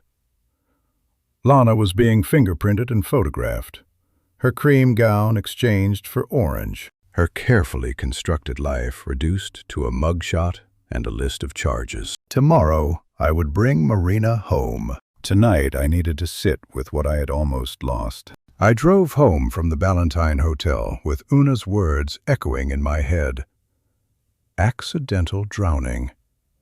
She was going to drown my daughter. A canceled contract in Denver was the only reason Marina was still breathing. The house had never been this quiet. Not the peaceful quiet of Sunday mornings when Lisbeth used to read the newspaper. This was the silence of absence, thick and heavy as funeral drapes. I stood in the foyer at 11 p.m., listening to absolutely nothing, and realized I'd been holding my breath since I walked through the door. Lana's perfume still lingered in the air. Her coat was still hanging by the door. Her shoes were still lined up in the closet. Time to change that. I went to my home office first. The laptop glowed blue in the dark room as I logged into our bank accounts. Joint checking, joint savings. The credit cards in both our names. Every financial connection we'd built over 18 months of marriage. I called the 24-hour fraud line for our credit card, canceled it immediately, citing suspicious activity. The representative asked no questions. They never do when you use the right words. You want to know what keeps running through my mind? Not the drowning research, not even the life insurance scheme. It's the timeline. She started positioning herself financially before we were even engaged, before I had any idea what she was. I was still learning how she took her coffee while she was already planning how to take everything else. I froze the joint savings account next. $47,000 she'd been positioning to access after Marina's accident. The bank's overnight hold procedures kicked in automatically. By morning, she wouldn't be able to touch a cent. Then I changed every password. Streaming services, utility accounts, the home security system. Each click of the keyboard was a small funeral for the life I thought I'd been building. I remember the hospital. Lisbeth's last week. Lana had visited every day, bringing flowers, holding my dying wife's hand. She'd cried real tears, or what I'd thought were real tears. Now I wondered if she'd been calculating, watching, waiting. The thought made me sick. At midnight, I went to the garage and retrieved the cardboard boxes. The same boxes I'd used to pack Lisbeth's things 3 years ago. The ones I'd never fully unpacked because some grief doesn't have a timeline. Now I would use them again for a different kind of removal. I carried them to the master bedroom and opened Lana's closet. 14 dresses, 9 pairs of designer jeans, 23 blouses, 4 winter coats. I counted every item as I folded it, feeling the silk and cashmere between my calloused fingers. It felt important to quantify exactly what I was erasing, to make the removal precise. Her perfume clung to the fabric, the same scent she'd worn the night we met at that charity gala, the same scent that had filled our bedroom for 18 months while she planned to murder my daughter. I packed it all without ceremony, behind a row of designer shoes wedged into the corner of the closet. I found a shoebox labeled Winter Boots. It was lighter than it should have been. I opened it. Inside was a burner phone.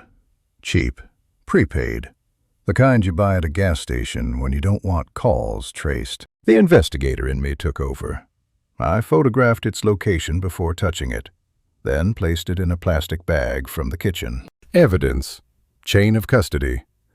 The habits of 20 years don't disappear just because the case is personal. But there was something else in the shoebox. A folded piece of paper wedged behind the phone against the cardboard corner. I almost missed it. I unfolded the paper and read the address written in Lana's careful handwriting. 4417 Providence Road, Unit 12. My blood went cold. I knew that address. It was a storage facility on the south side of Charlotte, the same facility where Lisbeth had kept our old tax records years ago. The same facility where I'd gone 6 months ago to retrieve documents for our accountant. Lana had rented a unit there, in secret, without telling me. Below the address, in smaller letters, she'd written, "If anything happens to me, check here." I stood in the half-empty closet, holding that piece of paper, and understood something I hadn't fully grasped until now. Lana wasn't just planning Marina's death. She had contingencies, backup plans, safety nets. What else had she been hiding? At 3 a.m., I carried the final boxes to the garage and stacked them beside my workbench. 14 boxes total. 18 months of marriage, reduced to cardboard and tape. I returned to the bedroom. The closet was half empty now. Just my things, my space, my grief. But the piece of paper sat on my nightstand, the address staring up at me like an accusation. 4417 Providence Road, Unit 12. Tomorrow I would bring Marina home. Tomorrow we would start rebuilding. But first, I needed to know what Lana had been hiding in that storage unit. What contingency plans, what evidence, what secrets she'd kept, even from the woman she was planning to become after my daughter was dead. The storage unit would have to wait. Saturday morning, I had somewhere else to be. I sat in the gallery of Courtroom 4B at the Mecklenburg County Courthouse, watching my wife shuffled in, wearing orange instead of cream, the last time I'd seen her in that color. She was wearing a sundress at Marina's school picnic. Now, orange meant something else entirely. Lana stood before Judge Eleanor Harmon, a stern-faced magistrate in her 60s with silver hair pulled back tight and a reputation. for zero tolerance on crimes against children. The fluorescent lights washed out everything, turning the courtroom into a flat, institutional stage. Lana's defense attorney, a man named Porter in a suit too expensive for court-appointed work, made his case. Your Honor, my client has deep roots in this community. She served on multiple charity boards, has no prior criminal history, and poses no flight risk. We request bail be set at counsel. Judge Harmon's voice cut through like a scalpel. Your client is charged with attempted murder of a minor child. A child in her own household. A child whose life insurance she increased to $500,000 3 months ago. Porter started to respond, but the judge wasn't finished. The defendant poses a credible threat to that child. Bail is denied. The gavel came down. Final. Absolute. Lana didn't flinch. She turned slowly, scanning the gallery until her eyes found mine. And then she did something that made my blood run cold. She smiled. Not defeated, not desperate. Knowing. Like she still held cards I hadn't seen yet. You want to know what haunts me? Not her crimes. Her confidence. Even now, standing in an orange jumpsuit with handcuffs around her wrists. She looked at me like this was all part of a longer game. The bailiff led her out through the side door. She didn't look back again. She didn't need to. That one smile had said everything. I found Clarice in the hallway afterward. She was standing near the coffee machine, her expression troubled in a way I hadn't seen before. Bail denied, I said. That's good. That's the easy part. Clarice handed me a coffee I didn't want. We need to talk. She led me to a quiet alcove near the emergency exit. The stale smell of industrial floor cleaner hung in the air. Somewhere down the hall, a door slammed. The DA is expanding the charges, she said. Digital forensics came back this morning. The clinic doctors, the ones at those urgent care places she used, they weren't just treating Marina. They were billing for treatments Marina never received. I felt the floor shift slightly under my feet. How is that possible? Lana coached them. She had a system. She'd bring Marina in with a minor injury. The doctors would document something more serious, file inflated claims, and split the payouts. How do you miss 18 months of systematic fraud happening under your own roof? How do you share a bed with someone running a criminal enterprise and never notice anything wrong? We're looking at RICO territory now, Clarice continued. Organized fraud across multiple jurisdictions. This wasn't amateur hour. This was a coordinated scheme. I thought about the burner phone in the shoebox, the storage unit address, the layers of deception I was still uncovering. How many doctors? 3 so far, all cooperating with prosecutors. Clarice paused. They're offering testimony in exchange for reduced charges. And what they're saying, she trailed off. What? Clarice reached into her briefcase and pulled out a printout. She held it for a moment, as if deciding whether to hand it over. The clinic records mention a third party, she said carefully. Someone who referred Lana to these specific doctors in the first place. Someone with medical knowledge who knew which clinics would cooperate, which doctors could be bought. I thought the arraignment would feel like victory. It felt like the first page of a longer book. Who? Clarice hesitated. Then she handed me the printout. Someone whose name you're going to recognize. I unfolded the paper. It was a summary of witness statements from the cooperating doctors. Names, dates, transactions. And there, highlighted in yellow, a single name that appeared in 3 separate testimonies as the medical contact who had connected Lana with the clinics. I read the name twice before my hands started shaking. Dr. Eleanor Vance, Lisbeth's oncologist. The doctor who had treated my first wife during her final months. The woman who had held my hand and told me she was sorry when Lisbeth died. She had introduced Lana to the clinics, She had helped build the system that was used to hurt my daughter. I looked up at Clarice. The hallway felt too bright, too loud, too real. This can't be right. I'm sorry. Clarice's voice was gentle but firm. The doctors are all saying the same thing. Dr. Vance made the introductions. She knew Lana. She knew you. And she's been part of this from the beginning. I stood there holding the printout, feeling the last pieces of my old life crumble into dust. Lana's crimes hadn't started when she married me. They hadn't even started when she met me. They had started while my first wife was dying. The wheelchair rolled across the hospital lobby tiles, and Marina gripped the armrests like she was preparing for takeoff. "Doctor?"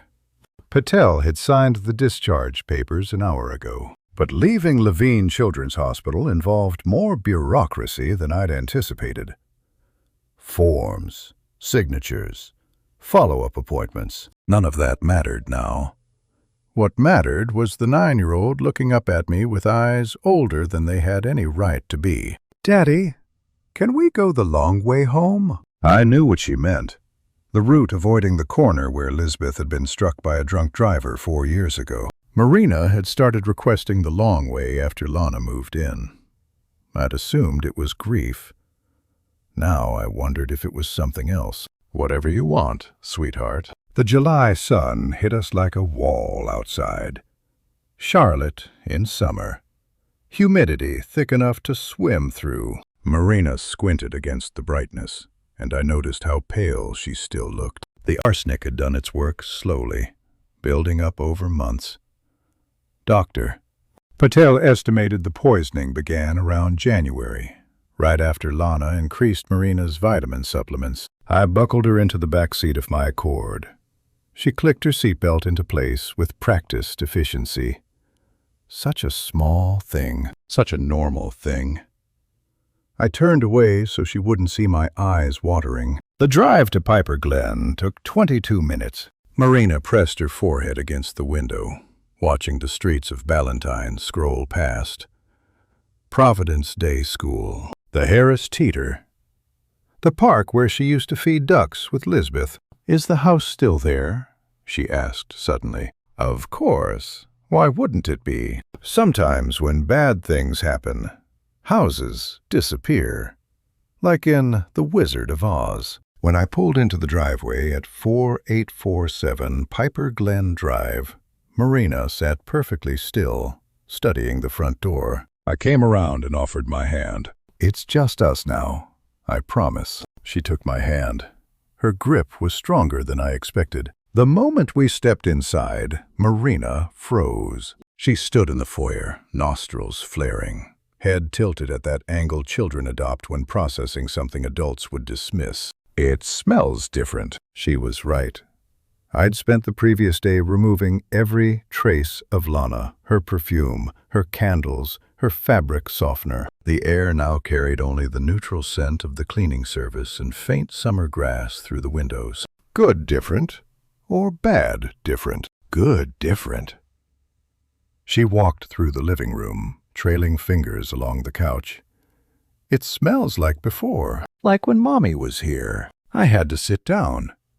My knees refused to support me. I watched my daughter explore her own home like a visitor in a foreign country. Checking corners, opening closets. "Are you looking for something?" Making sure she's really gone. That sentence contained more truth than any court document I'd ever filed. By 6 o'clock, we'd settled into something approximating normalcy. I ordered Thai food from Marina's favorite place. Pad see ew for me, chicken satay for her. We ate on the living room floor while a documentary about sea otters played on television. Marina watched the otters hold hands while floating, preventing themselves from drifting apart during sleep.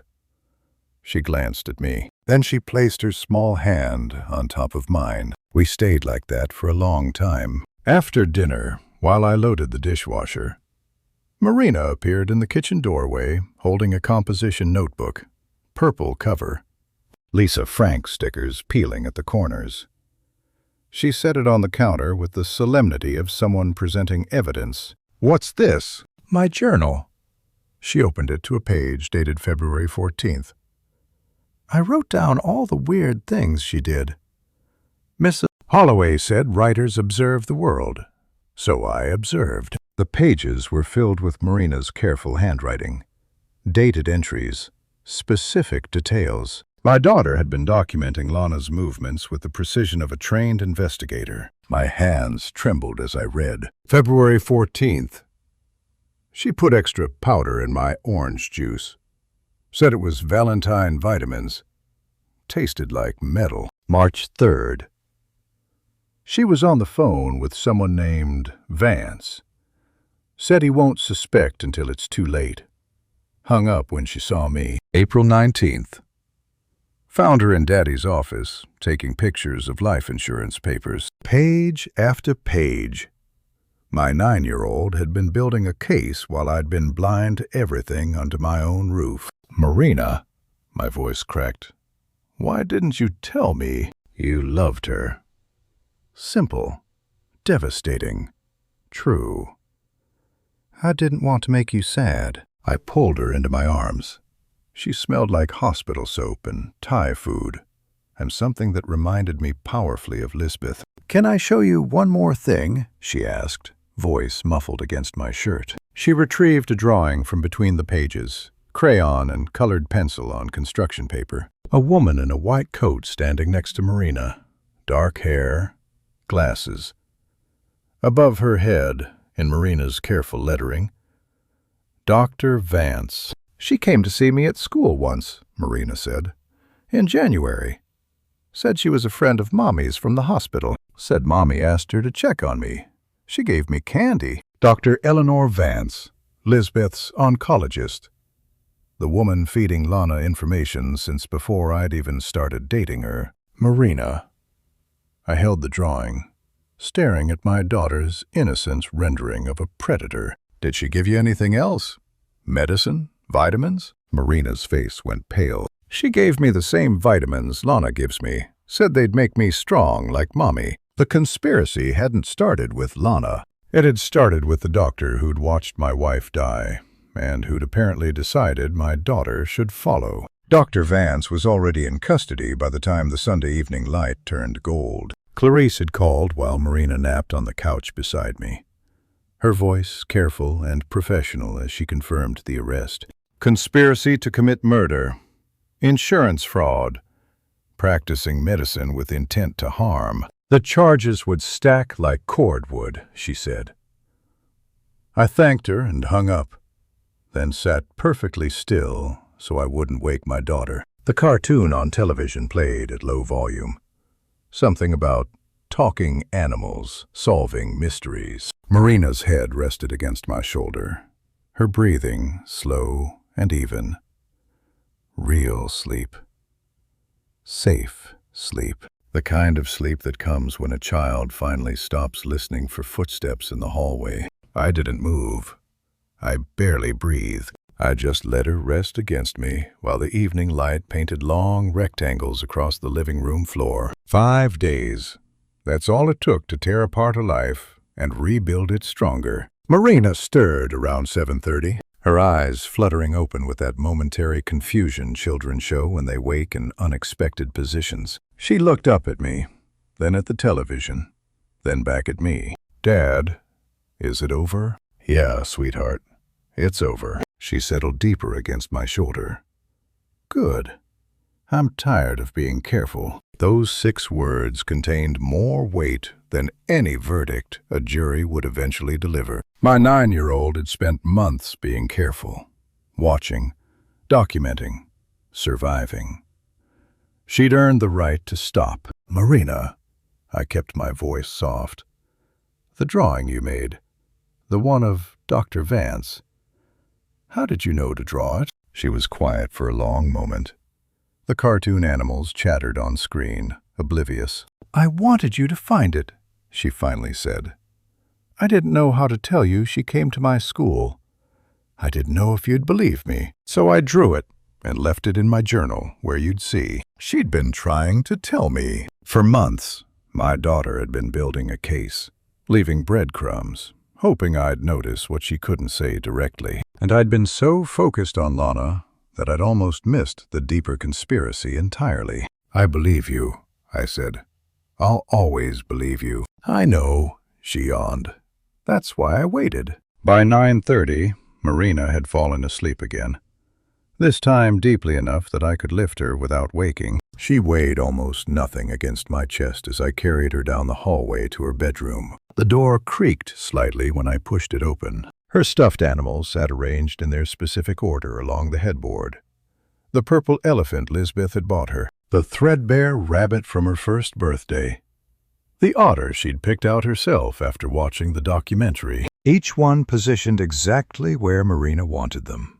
Guardians against the dark. I laid her on the bed and pulled the covers up to her chin. She murmured something unintelligible, then turned onto her side, one hand reaching automatically for the rabbit. Her breathing against my shoulder had been a metronome counting out the first measures of our new normal. Now her breathing in her own bed counted something different.